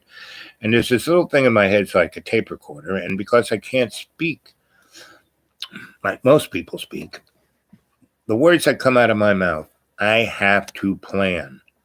Otherwise, I stutter, severely stutter, right? And so I know each word that's coming out of my mouth, so I don't stutter, right? And that's how I was trained not to stutter, right?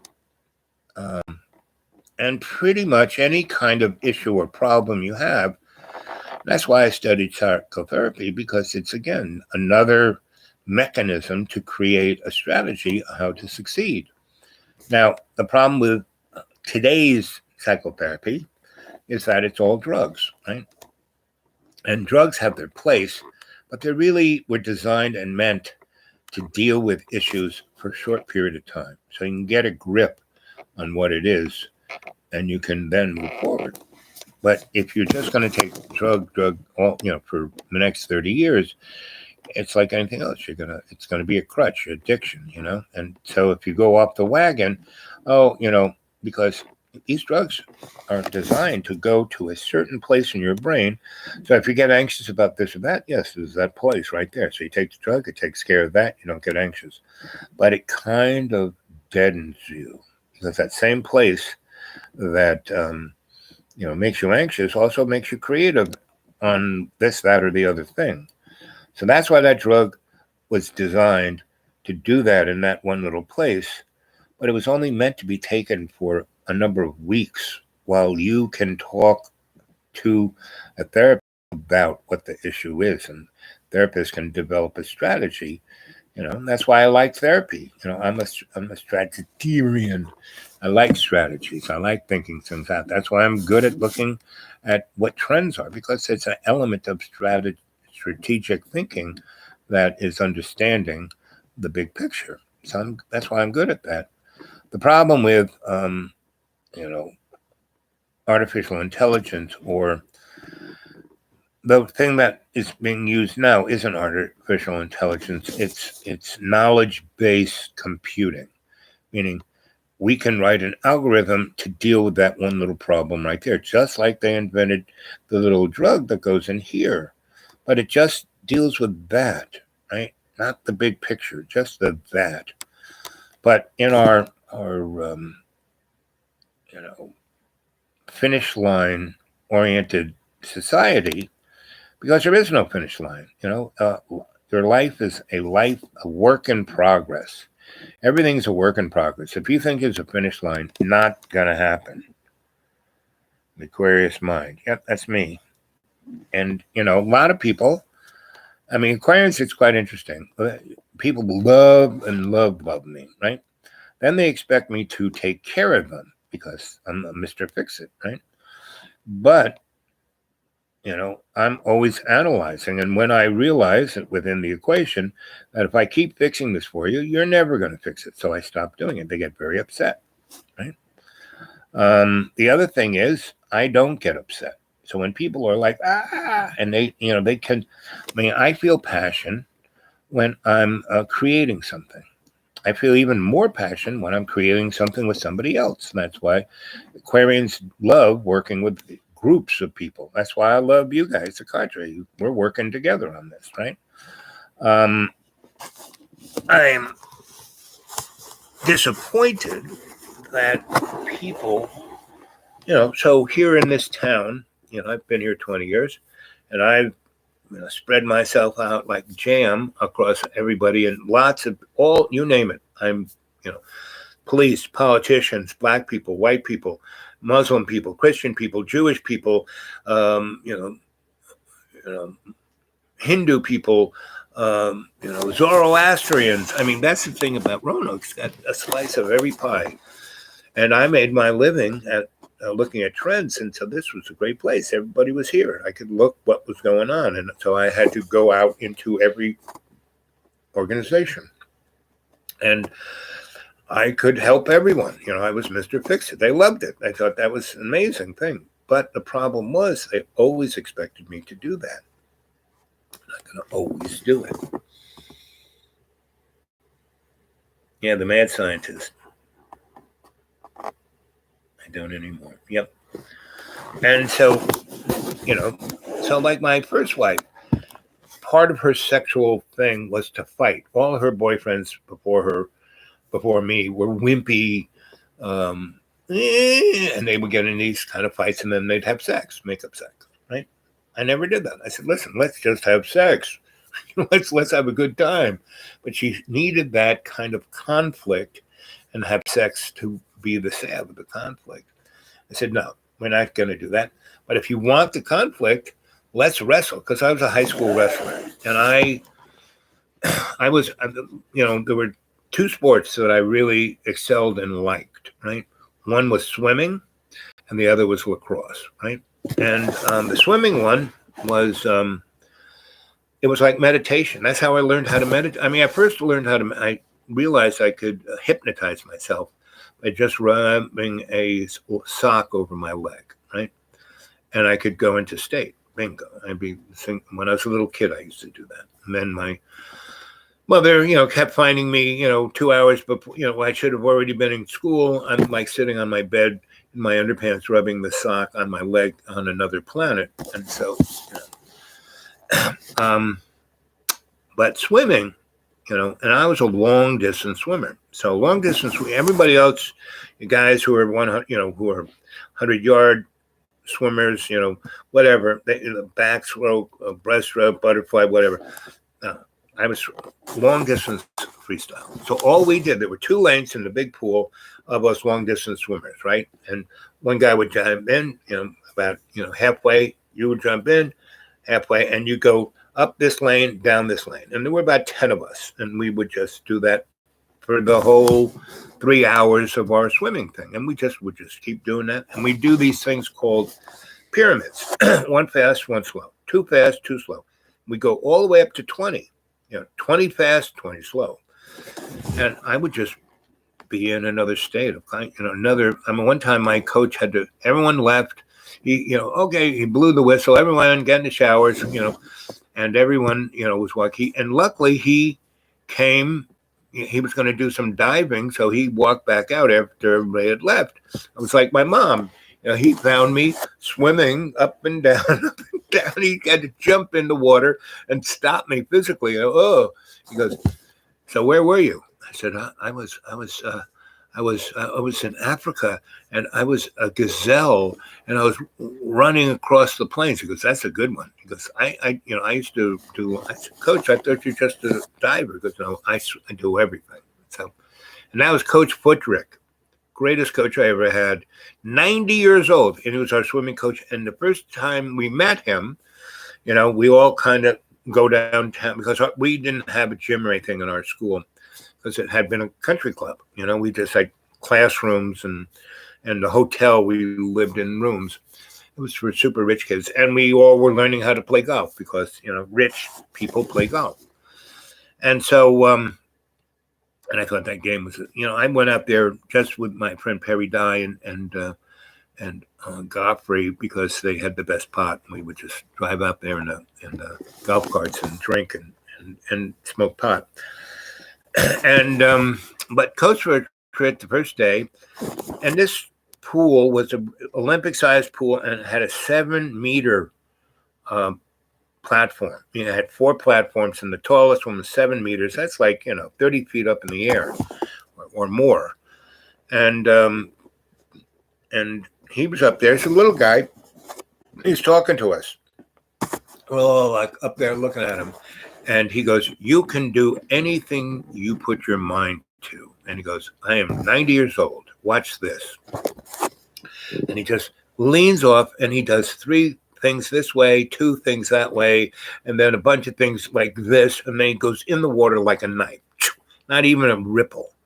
Then he goes underneath and he swims underneath the water all the way to the other end of the pool, does a flip underwater, and swims underwater again to the other end, Olympic-sized swimming pool, does a flip, and goes. So he has done 3 lengths after diving, and he pops up. And he goes, "See, you can do anything you put your mind to." And then he tells us a story. He won 2 gold medals. He's Jewish. He wins 2 gold medals at the 1936 Berlin Nazi Olympics. And the people on his own team hated him. They were anti-Semitic, right? And no one would, be his roommate in the Olympic Village. His roommate was Jesse Owens. So he would have a meal with Jesse Owens every day, breakfast, lunch, and dinner. And he would be, when Jesse was running, he would be rooting for him because no one else rooted. And when he was diving, Jesse would be at the pool rooting for him. Anyway, one day they're having lunch and they're eating away, and Coach Butcher drops his fork and he bends over to pick it up. And right where his head was, the concrete wall explodes. And what had happened was, if he hadn't dropped the fork, that would have been a bullet, and his head would have blown up like it was a concussion bullet. So if it hit his brain, it would have blown his whole head up like a balloon, right? And then exploded like a rupturing melon.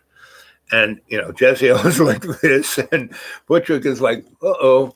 And so they kind of creep out of that place, and no longer do they go out into the, they eat in a more, like dining room kind of place rather than the outside village place where you can get shot. And 2 other times, both Jesse Owen and Buttrick got, assassinated attempts. And Americans didn't give a fuck. And the newspapers didn't make a deal about it. It's like. And so that was my swimming coach. And so he was the greatest guy. And he didn't care whether we won or lost a match. But if you did a second better than your time, he treated you like you won the Olympics. He was an amazing coach, right? So we did very well, because it's very interesting. Swimming is a team sport, but everyone is an individual. You don't, act as a team, but to do it, the team, how to win is points by who comes in first, second. And so I always came in third, at least third, sometimes second. But because I was like the tortoise, was really good. And I did the really long, like, 12 laps of the Olympic swimming pool would be it, right? Bing, bing, bing, bing, bing, bing, bing, bing, bing. And I would just, tool along. Other guys would start out real fast, be a lap ahead of me. And, and I just keep doing it, going as fast as I could, just doing it. And I'd always be third or second. And that third would be enough points to win, right? So seconds and thirds were just as important as first, right? And so we did pretty good for a team that we didn't have a lot of guys. We didn't have anybody who was super duper Olympian swimmer. It was just the love of our coach that made us as successful as we were. So my senior year, I'm a pretty good swimmer by that time, and I'm like always got third, second, and once in a while I get first, right? Because I don't wear myself out. I just keep, and that's everything I do. Like working around here, like yesterday, I did a ton of things, right? I did the road, I cooked the dinner, I did work on the apron, I did a bunch of stuff. I wrote some in my novel. I did a whole bunch of stuff because I just keep at it, right? I keep at a certain pace. I don't tire myself. I don't try to overdo it. And so in long distance swimming, I'm swimming along and I know the last thing, I would look up and see where everybody was. And I'd still have enough juice left to go faster that last lap than any of the others, right? And that's how I always got third, because people were like really they've already burnt themselves out, and so that you see this one guy who's like just in the back, but he's there may be a guy who's just about to get first, but the other second and third guys are still 3/4 from touching that wall, and I do my flip and I just cruise right by them. That's so once in a while I could get a first. So anyway, our senior year, Coach Flicktrick, our headmaster, says, I'm tired of your, forget about it. And, you're fired. And Coach said, don't even pay me. Coach Flicktrick did it because he loved us. So, the headmaster, kind of lost his mind. He fired all the great teachers, right? And a bunch of them are young, and so he didn't even tell them. They all expected to be going back to work the next year, and he fired them, and he didn't tell them, but he told their draft board. So they got drafted during the summer. So when we showed up to be seniors, all our favorite teachers were gone, and a number of them had already died in Vietnam. Right. So we were kind of upset with our school. And our headmaster, he started the school, but it wasn't his money. It was the kids of my class, the parents like Eddie Merrill, Ricky Lynch, Perry Dye, whose parents owned Seagram's distillery, Hugh Hinman, who's, owned the largest paper company in the world. All these people, they're the people who put the money up to buy the place and start the school and built the buildings. And when their kids said to them, hey, our favorite teacher, the teacher was going to make me a good person, why you sent me here, this asshole fired him. Well, they fired him. He couldn't believe it, right? And so he still had the last year, so he did as much damage as he could. So he put this guy who was a Marine, a retired Marine, who couldn't swim, right? So I'm swimming. And so he's like, oh, well, we're going to change everything. You're really blah, blah. You're going to swim the IM. I said, what? The IM is individual medley. And that means freestyle, backstroke, breaststroke, butterfly.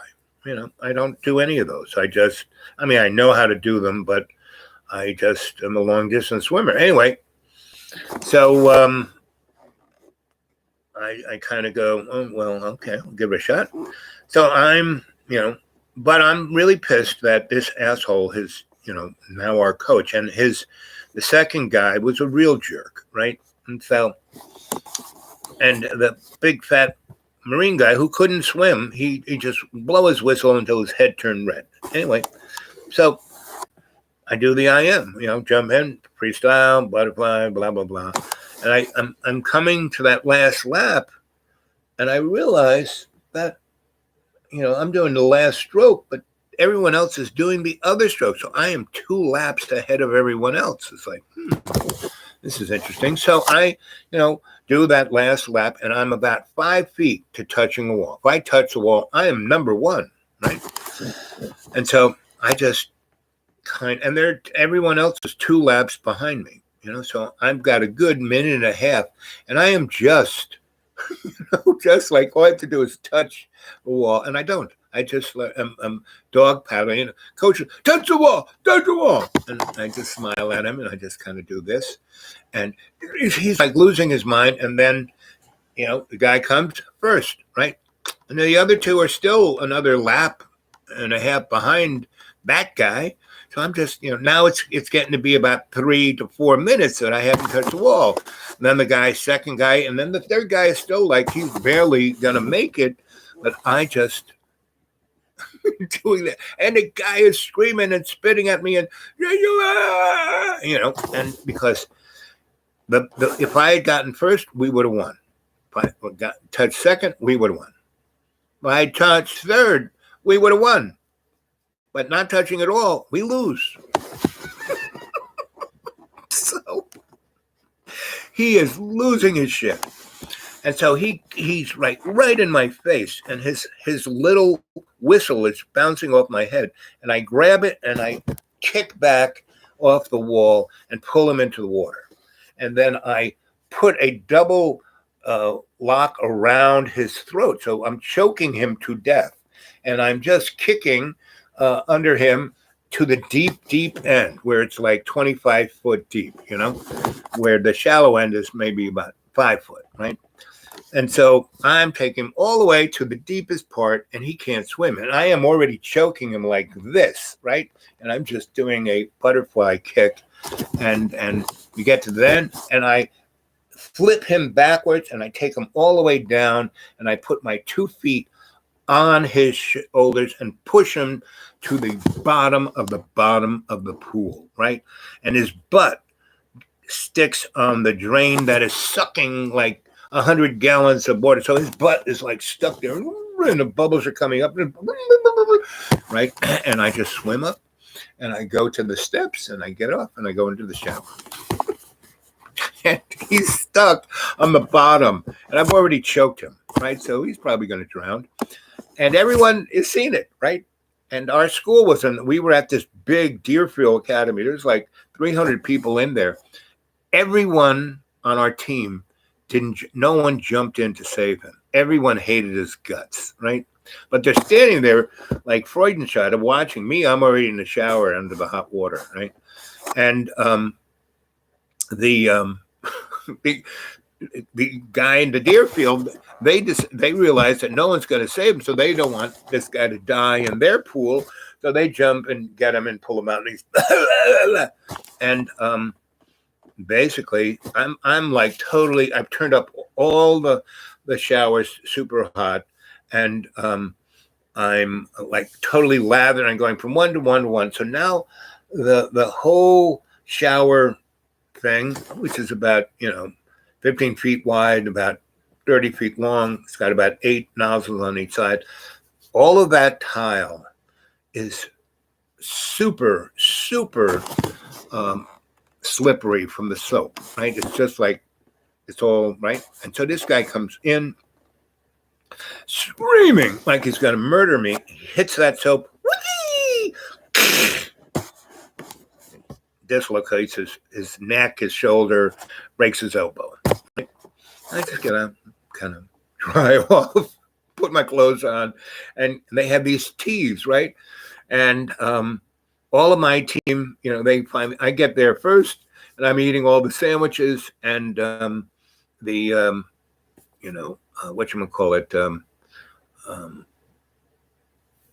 coach of the other team comes over to me and goes, "That was an amazing," he goes, "I know that guy, I hate his guts. I've always wished I could have done what you did." And that's the coach of the other team saying that to me, right? Everybody down the line just says, "That was the most amazing thing I've ever seen."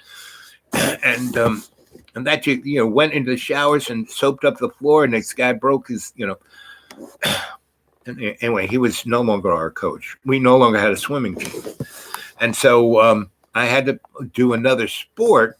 So my lacrosse teacher, coach, who was great, because we had this little teeny crew of lacrosse guys. You need about, 3 defense, 3 attack, a goalie, and a midfielder. So that's 10. You need 10 on the field for, out there. We had about 14 people. So we played Deerfield and these other gigantic schools that had 20 guys on the team, so they could just put new people in, right? So my lacrosse coach, he was the first person to ever give me, the art of war was my lacrosse teacher. So I read it and he goes, so we don't, because we were all small, we were okay in our skill set for lacrosse, but we were not killers. We were not really good. So he goes, the only way we can win is to embarrass these guys. We have to just mind fuck them. And so this is what we did in our lacrosse team. We get there on the bus, and instead of going out like in a military, we just kind of amble out, and we'd all wear sunglasses, and we'd all be smoking rolled cigarettes that we used oregano. So we'd go out smoking these oregano cigarettes that smelled like marijuana, right? And we would go out there, so the whole field would be smelling like marijuana, and be wearing sunglasses. and we would just saunter out. And instead of doing jumping jacks and all of that, we would just lie down on the grass and smoke our oregano cigarettes and go to sleep. And you know, because coming out on the field and getting ready, usually about 20 minutes. And we would just saunter out wearing sunglasses, smoking these oregano cigarettes, and then lie down and, you know, smoke more of them.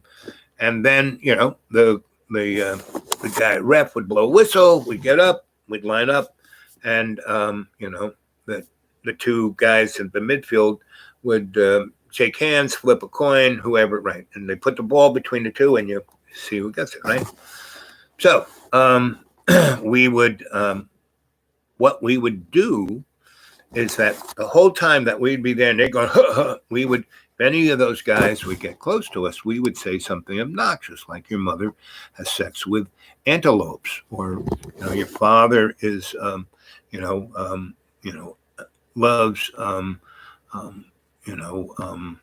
whatever annoying, really despicable thing we could say to these guys, we would, right, to get them angry. We just keep playing with it. And see, the thing about lacrosse is, so the defense guys and the midfielders, they basically stay where they are, and the attack, those guys, because they can do the whole field, they run all over the place. Now, if the attack guy is running and he throws it to a midfielder and he stays behind the midfield line, the midfielder can go and do the attack thing. Even the defense guy could do that if the guy stayed behind. So we would do that because most of these teams played, zone offense and defense. And they kind of would stick with a person, right? So we were really good at mixing it up. And I'm really fast, or I used to be really fast runner, right? Because of my legs from swimming. But I could do that 100 yards really fast, as fast as anybody else. But then I couldn't keep running like midfield attack guys run all the time. They got to be able to run all the time. Me, I can really run fast, like was one of the 3 fastest guys. So, you know, if the ball came to me, I call a certain code, and I would just take off straight to the goalie, right? You know, I'd be in our defense zone, get the ball and not throw it, but run really fast. And I would catch everyone off sides, right? Because my team knew what to do. So I would go across that midfield line, and that attack guy would stay behind. So there wasn't anybody off sides because I'm now the attack guy. And I'm running straight at him. And if I could have a shot, and I was really good because I had a defense stick, really long. And so you when you have this really long thing, you hold it short and you throw it, the defense stick can throw the ball faster and higher and longer than any other stick. You know, the midfielder and attack guys had these 4-foot sticks. My stick was, the longest you could have was 6 foot, 4 inches. So I had every 6 foot. And so as a wing, I was really good at throwing it really fast. And one of two things would be, I would either get it, get the goalie so flustered, ching, I'd get a goal. Or there would be 2 attack guys on either side, and we already had it figured out who I'd throw it to, if, depending on where the other defense people were and where the goalie was, right? And so every time we did this, we would get a goal, right? And they couldn't deal with it because they never seen it. And then then they get flustered. And then we say more really obnoxious things to them until one guy would take his stick, because lacrosse is like soccer with a weapon, right? But guys have these big helmets, have these pads on their arms and on their legs. And, you really can't get hurt, right? Unless you really do some, with the other end. Not the big netty part, you really can't get hurt. You got this big helmet. Where women, they play lacrosse, they have none of that. The only thing girls have are these goggles so the ball doesn't pop their eyeball out of their head. But they don't have any pads whatsoever, right? So we would, do this thing where I would run up the field and get a goal, or get hit the attack guy who would get it in because I was so freaking the goalie out. But the whole time we'd be saying, and really quiet to your mother fucks dogs, we'd say the most obnoxious things and our coach we spent more time practicing doing that, mind fucking people, than lacrosse, right? And we had our strategies of the physical things we were doing, but nothing like anybody else did, right? So we would get them all flustered, then we say shit to them, and then they would hit us with a stick. They're out of the game. Not only is that person out of the game, that person who played a defenseman or attack person or a goalie, there would be no goalie. There'd be no attack person. We could piss these guys off to the point where there was no one we could just throw the ball into the net all day long. And we did that to the point by the time we were seniors, no big school would play us. No high school would play us. We had to start playing college teams. So we showed up to play. We played Amherst, Boston College. What are the other schools? Dartmouth, Hofstra, and we won because these guys thought they were great, and they were like, and they could not handle these little kids running around them and beating the shit out of it. As soon as we got 3 or 4 goals ahead of them and started talking smack to them, it was like unbelievable. It was like we couldn't lose. The only team my senior year that we lost to, we show up at Amherst and we destroyed their junior varsity team the earlier part of the year. And so the same thing with Boston College. We destroyed their JV team. So their varsity said, well, we're going to kill these kids. We destroyed Boston College, right? So when we went to Amherst to go to their varsity team, nobody showed. So we're standing there, right, and looking around, and these girls came over, and they were the, that college's women's varsity, JV varsity team. You boys want to play us? And I said, sure, no problem. Well, those girls could speak better smack than we could. Not only that, they were dirty. So instead of hitting you with the big part of the lacrosse stick, they used the other end, and you'd be standing there, and they would just jab you in the nuts, right between the cup and your nuts, and bang, and you get you fall down on the ground. couldn't breathe. So they kept doing that to us. And so we were like, so basically by the halftime, we said, okay, you girls are great. You're the best. We don't have to continue this. So they said, great, let's go get a drink. And so they took us to their, this is back in the day when colleges had on-campus bars. You could drink at 17. And anyway, we went there, and we're supposed to have dinner at this school, right? So we go and just get drunk as shit, and then the girls take us back to their boudoirs and get us stoned, and we don't even get on the bus till the next day, right? And I was one of the larger, by that time I had grown up, and so there was, she wasn't a coach. She was like the attack coach. No, she was a defense coach. That's what she was, a defense player.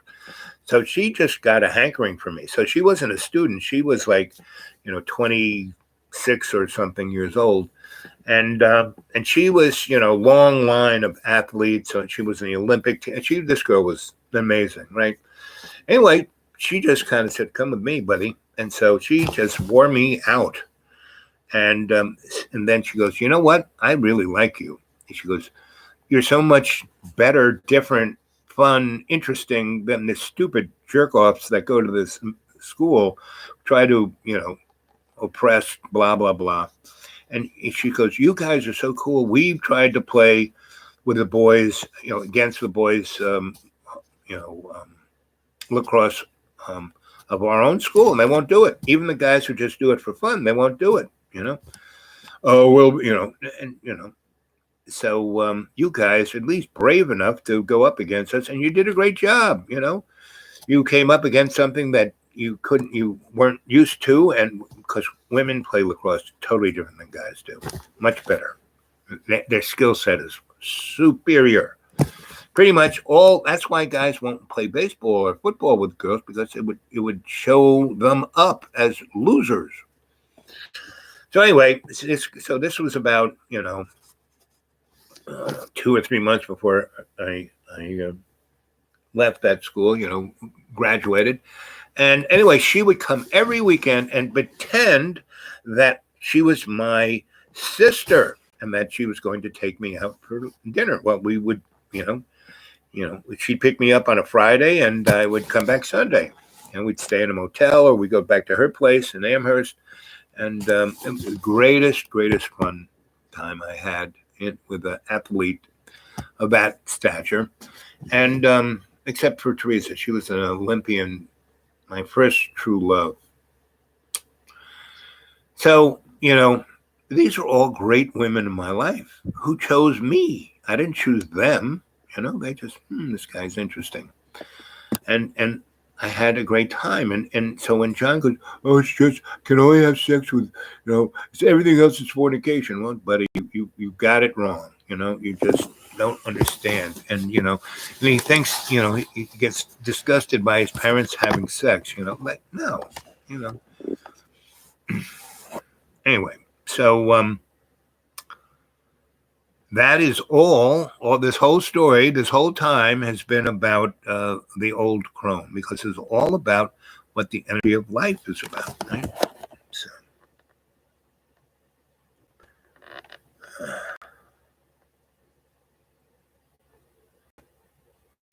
Oh, the wrestling. Okay. So, there's no more swim team. So my lacrosse coach and the guy with the sunglasses and smoking of the Regno and dissing people, he comes to me and goes, well, you got a month and a half. You still need to have a sport. So I want you to wrestle. I go, what are you, nuts? I don't want to wrestle. You got to starve yourself. You got to eat. It's smelly. It's terrible. He goes, no. No. You are obviously not the wrestler I'm looking for. But what you are is the comic relief I'm looking for. And I go, what are you talking about? He goes, have you ever seen the Morella Mexican midget wrestlers? And I go, no. He goes, well, watch, and he shows me a film of these guys, and they wear these costumes, totally masked with capes and like superheroes. He goes, I'm going to have my wife make an outfit for you. And all you have to do to practice, you don't have to wrestle anybody. All you have to do is watch Three Stooges movies. And what I'm going to put you up. Usually, the bigger, the most kind of wrestler on our opposing team is usually the captain of the team. I will have you wrestle that guy, because we'll never have a guy who can win against that guy. But what you can do is embarrass him. You can do all kinds of shit to him that will just wreck the morale of their team. And, my biggest move was I would get him to, do the Greco-Roman thing, and I would slide and I would grease myself up. This is where I got into the Crisco thing. So I would have this mask thing with a hood, and I basically would have this whole part, my arms and my sides of my chest, of skin, right? And I would just grease myself up with Crisco, and I would go out there, right? And what I would do is, instead of, getting, you'd start out two ways. The Greco-Roman thing where you're standing, or one guy gets down and does this, right? And if I had to do that, I would just grab their balls, right? And, and they would freak out, and I would get up and I would be free. And then I would run around them just so they couldn't touch me. And just do, say shit to them. And if I got close, like we do the Roman Greco thing, the thing I do is I'd slide down their body, grab their shorts, and pull their shorts so they'd be totally exposed down to their knees, right? And then I'd run away. and they'd go, ah, and it would totally embarrass them. I try to do that, pull their and expose them at least 4 or 5 times until I got disqualified. But my job wasn't to win. My job was to totally demoralize the team, and it would work. It was unbelievable. And so, you know, I was the star of the team, and I would wear. No one would know who I was because I would wear a mask and a cape and my chest, and and I never had to worry about my weight or anything, or even show up. All I did was watch, uh, you know, Stooger movies. So that was my wrestling career. So I got into realizing that Crisco was probably one of the better sexual lubricants there ever was, and very biodegradable. It has no chemicals in it like sex oils do. No flavors, no tastes, none of that. And so my first wife, who wanted to always argue and then have sex, make up sex, I said, honey, no, we're going to try something new. She goes, what's that? I said, I'm going to go get some wrestling mats. I'm going to get a 25-gallon tin of Crisco, and you're going to take my clothes off really slow and evocative, and I'm going to take yours clothes off slowly and evocative, and then we're going to grease each other's bodies up with Crisco, and then we're going to go Greco-Roman. And I had these mats up on the floor and against the wall, and she loved it because she would go nuts. She would just and she was, I was 6 foot, she was 5'5".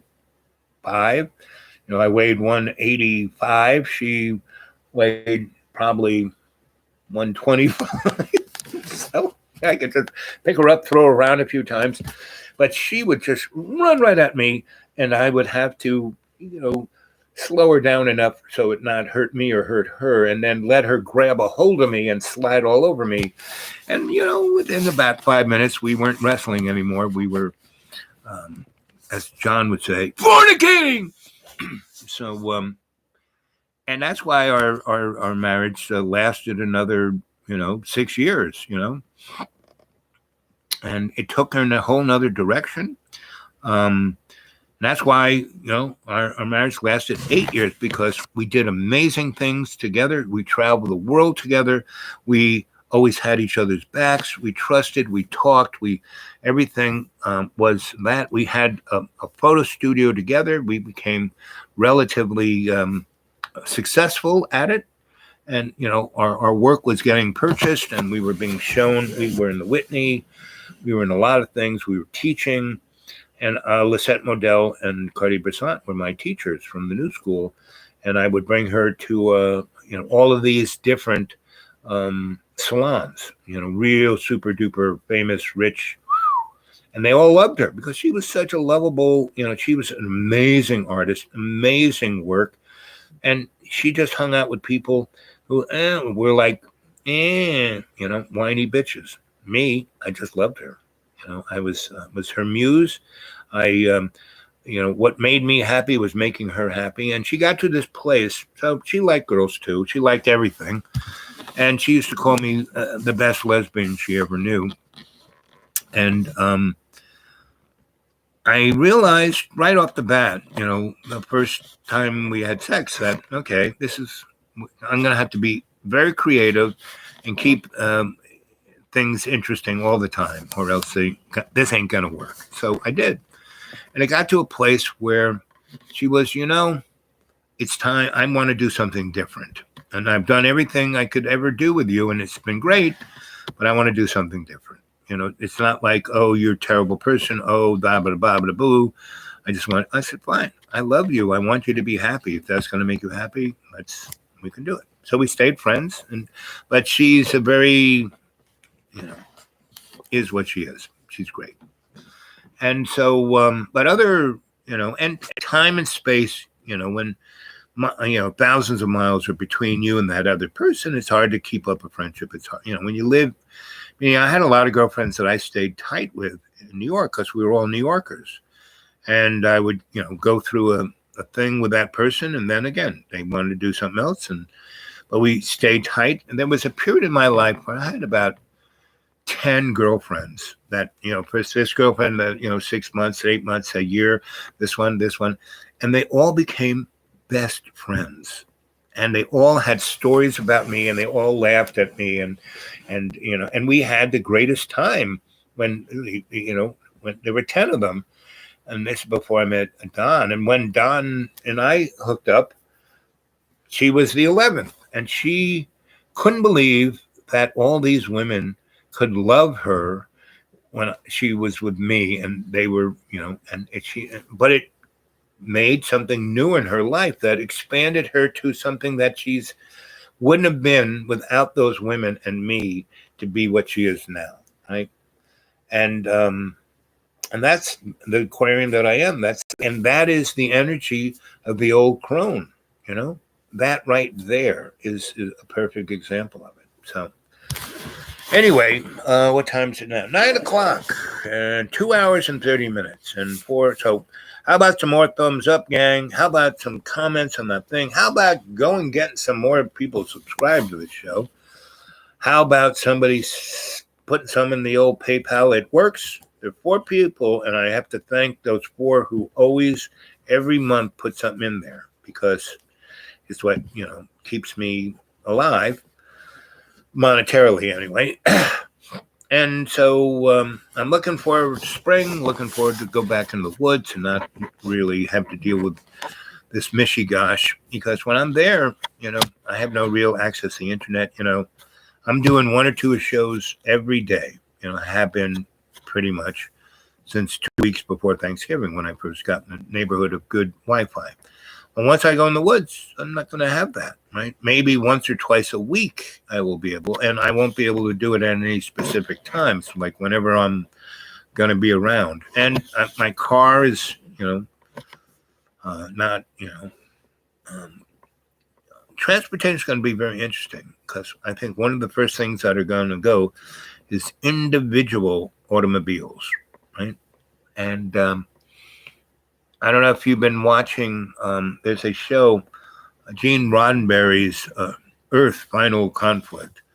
That's a very good show. I mean, Gene Roddenberry was quite the interesting guy, and he pegged a lot of things before they ever happened. I mean, look, he institutionalized the flip phone in 1968, which meant they had the flip phone in 1968. They just weren't bringing it out to us, because they had cell technology, in the 1890s. Tesla had it. So anyway, we're going to see a very large disruption of the same old same. And it's going to be massive. For the last 2 years, I've been talking about the big splat. And I pretty much think it's going to happen in the next few months. And it's not going to be all at once. I think what's first going to happen is there will be there are going to be more and more disclosures of aliens. Oh, they're out there, we better be scared of them. That's like going to be the new. Forget the Russians. Forget, the Ukraine. Forget ISIS or any of that. It's going to be, the aliens. Oh, it's going to be scary. Oh, And then I would say on the 4th of July, there's going to be a ship that lands on the White House, right? Or at the UN. And it's going to say, hey, we're the nice aliens. We've been watching you since, we're like your Dutch uncle. We are the guys, because, if you go look at the human experience, about 300 years before, when Homo sapiens sapiens took off, it was Cro-Magnon, and he was a cool guy. He was more like the beatnik. He was like, remember Maynard G. Krebs? He was more like that. And they weren't dummies, but they knew how to smell the roses, and they really didn't need to kill each other, and they didn't need to fight, and they didn't do the clubbing of the girl and all of that, right? And they were mostly vegetarian. They're mostly vegan, right? I mean, they would fish and they would trap, but mostly they had to watch out to not get eaten themselves. But then Homo sapiens sapiens just appears out of nowhere. And then within 50 years, they go from just picking berries to having farms, right? And having cities and technologies. You go to all those ancient sites. It's like, where did this come from? Where did the pyramids come from? And the pyramids that are everywhere, not just in Egypt. So those guys are going to show up. See, we basically made you kids. We took those guys, genetically played with them, and here you are. And by the way, there's somebody coming to get you who's not here yet, but will be. So that's why we showed up to say, hey, we're your friends. Let us help you. Let's give you some really good technology, which we've already had. We've just been not letting you have it. So that's kind of going to happen around 4th of July. And then, just like happened, there's the big Orc belt, the big asteroid belt. And that used to be our home planet that got blown up in a war. That big scar that goes across Mars, that was a very habited, there are people there who've been there forever. And during this war, they used an energy weapon that blew up that planet that's now the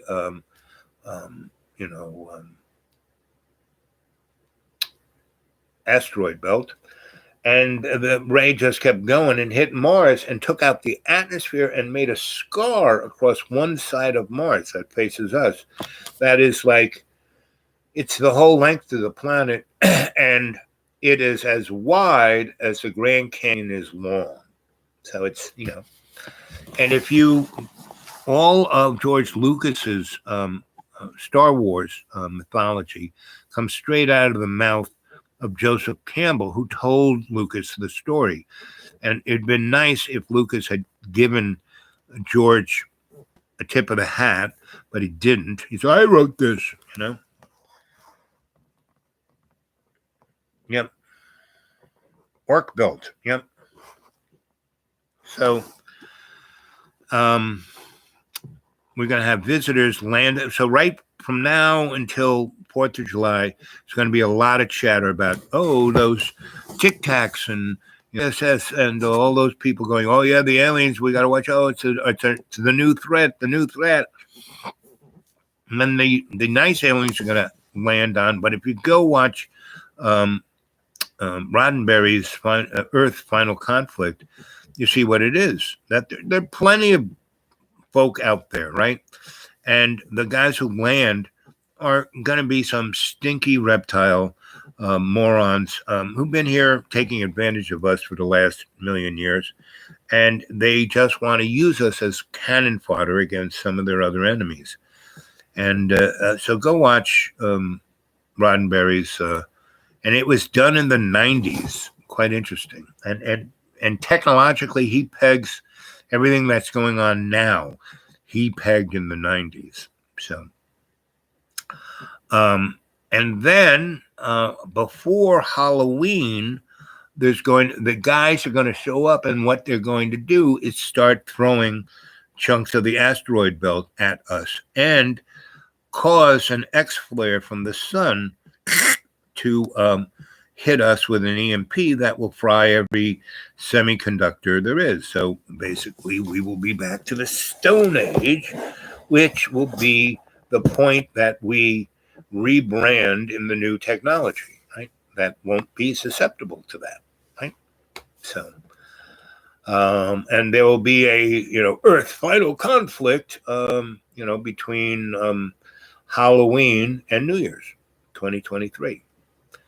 And 2023 is when the new reset will be. And and it will depend on you guys, the cadre, if enough people become awake, wake up, and start to understand what's going on, because none of this shit can happen in a world that's, grounded in love's co-creation through, the prana coming from Father Sky into the chi of Mother Earth, right? When we are grounded that way, we can't do it. So I've just explained all of this, and we're going to do a nice little guided meditation where I'm going to take you to the old crone. So from this point on, you can go to her and see all of this through her, and you can get the 411 on what's going on. Okay, so everyone get comfortable. Take a big breath in I'm going to count from 1 to 3, and as I do, you're going to go deeper and deeper into a conscious state of relaxation. And 1, you're in a place where you're safe and secure. You're either lying down or you're sitting in a comfy chair. Nothing's crossed. Don't cross your legs. Don't cross your arms. Don't cross your fingers. Don't close your eyes. Just breathe nice and deep. Breathe in that photonic light. As you're breathing in it, you're expanding your lungs. All of that photonic energy is going right into your blood, through your heart, pumping that, and you expel all the waste product, and you take in all that prana going to every cell of your body and luminescing, turning you into a luminescent being. And you are grounded to your chi, Mother Earth, right? So you are now a circuit of love's co-creation. Feel it. Feel it totally. Feel it in you. Feel it of you. Totally feel it. Be there, right? 1, you're in a deep, deep, deep state of conscious relaxation. Feel it clearly. And you're standing in front of your imaginary mirror. That's right there where you have REM sleep behind your eyelids. See it clearly. Go there now. See it clearly. You're walking through that imaginary mirror into your Akashic record, your library of your whole existence, your spirit's existence. You are not your body. That is just a mud puppet. You're just an avatar. Your body is just given to you to exercise, the physical experience. So you can grow your spirit, not your soul. Your soul is that server up there in your Akashic record. Your spirit, that is love's co-creation. That's a twin flame. See it clearly. You are that work in progress. That spirit is that work in progress. See it clearly. You walk into your library, and there's the big fireplace. There's the nice lounge chairs and the coffee table. There's your reading table. There is, to your left, your librarian, your animal totem, your guardian angel. There's your reading chair. You sit down. There's a photonic light. Your librarian, see your librarian clearly, brings your library, your Akashic record. And to the left of your librarian is your animal totem. Look at your animal totem clearly. See it. Remember it. And to the left of your animal totem is your guardian angel. See it clearly. Your librarian brings you the knowledge, right? When you see the knowledge, you may not understand it. Your animal totem's there to tell you a story, like a griot, like me, right? And give you a 411 on what you're seeing in your Akashic record. And you may see things in your Akashic record that might upset you or scare you. Your guardian angel always has your back. You've experienced things. How did I get through that car crash? You didn't get a scratch. Guardian angel was looking out for you. So see all this clearly. You open it up. There's a blank page. Put your right hand on the blank right page, your left hand on the left page. The book is gigantic, 4 foot by 4 foot. Open it up. You lean in. You evacuate all the anger, all the fear, all the self-loathing onto the book. It looks like a Rorschach test. You close the book, boom, you open it back up. Now it's on a big screen. You see an image. Oh, well, that's why I was scared. Oh, I don't need to be. And then you see 28 little screens around the big screen, because the big screen represents the linear experience you're having as a mud pup. 28 ones are the 28 dimensions you actually exist in, but aren't conscious of, until you get rid of your mud puppet personality, right? And your fear and your self-loathing and your ego and your egocentric nihilism, right? You need to let it all go, because it's not about, your life isn't about you. Your life is about the we and me, all the people in your life. What makes you happy is making others happy. When you are being vile and disgustingly evil by cursing at people, I want you dead. You put these ideas in my head. You put these. No one's put those nasty, vile, despicable ideas in your head. No, you did. You're the one who put that shit in your head, not anybody else. But it doesn't have to be that way. Just look at the Akashic record. Look at those 28 screens. See what's going on. Oh, I can't meditate. Well, I just brought you here. Here you are. Come on, wake up. Okay. Close the book. You feel light like a balloon. And you see the fire, the twin flame in the big fireplace in front of you. And it's burning, burning, burning bright. And out of the chimney comes this lady, right? See her. That is the old crone. I'm not going to describe her. I want you to see her. See what she looks like, right? See the energy she's made out of. And she walks to you, gives you a big hug, kiss. Sweetie, I love you so much, she says, right? And you walk to the right where the 9 doors are, right? And you walk through the open one, which is the opening into your superconscious mind. And you walk hand in hand through the door, up the staircase, over the bridge, into your sanctuary of your own choosing. See it clearly, okay? Now there you are. You're with the old crone. You're in your Akashic record. See it clearly, right? And I'm going to leave for a moment, so I want you to experience your Akashic record, experience the old crone hugging and kissing you, experience you going over the bridge of your id into your sanctuary of your own choosing, and you're there, and you are experiencing the most exquisite time with the old crone. From this point on, you can always find her. You can always go to her. You can always have her explain what I've just explained to you over in the last 3 hours. Okay, I'll be right back. I gotta move, otherwise I'm not going to. 1, 2, 3. Up, up, up. Oh man! Ay, ay, ay, ay, ay. Oh, oh, oh.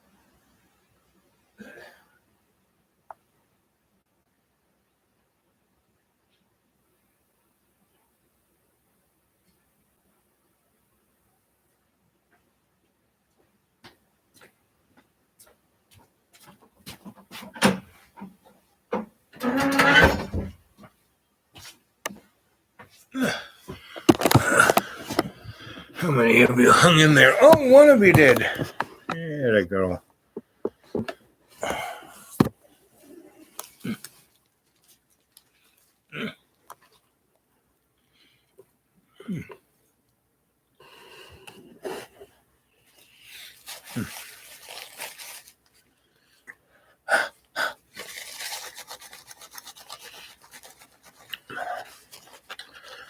Okay. Oh, look at that. 3 hours and 12 seconds. Okay. Well, I'm going to say goodnight. Our Father who art in heaven, hallowed be thy name. Thy kingdom come, thy will be done on earth as in heaven. Give us today our daily bread, and forgive us our trespasses as we forgive those who trespass against us. And lead us not in temptation, but deliver us from evil, as was in the beginning, is now, ever shall be, world without end. Shalom. Oh, I love you all. Thanks for coming. Remember, get a hold of me at the Dude Awake 42 at Gmail. The Dude Awake 42 at Gmail. I love you all. Stay well. Be good. I'll see you. Anybody have any parting questions or anything? Let's see.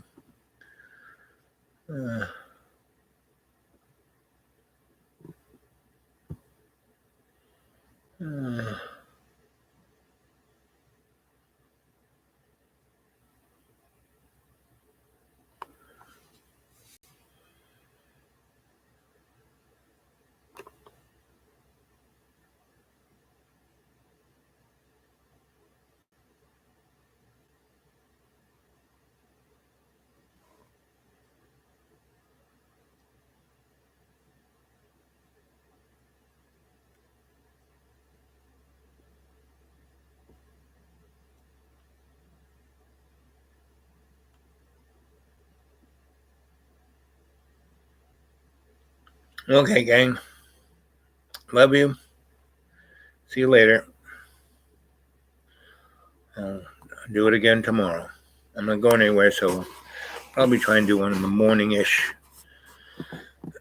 So maybe 10 a.m. here, which would be 1 or 2 in the afternoon in Europe. You guys stay well. Love you. Sweet dreams. Go and watch this and take down as many of the shows you want. I mean, not take them down, but save them. Put them on your hard drives. Put them on a optical drive, like a CD-ROM. So, okay. Love you.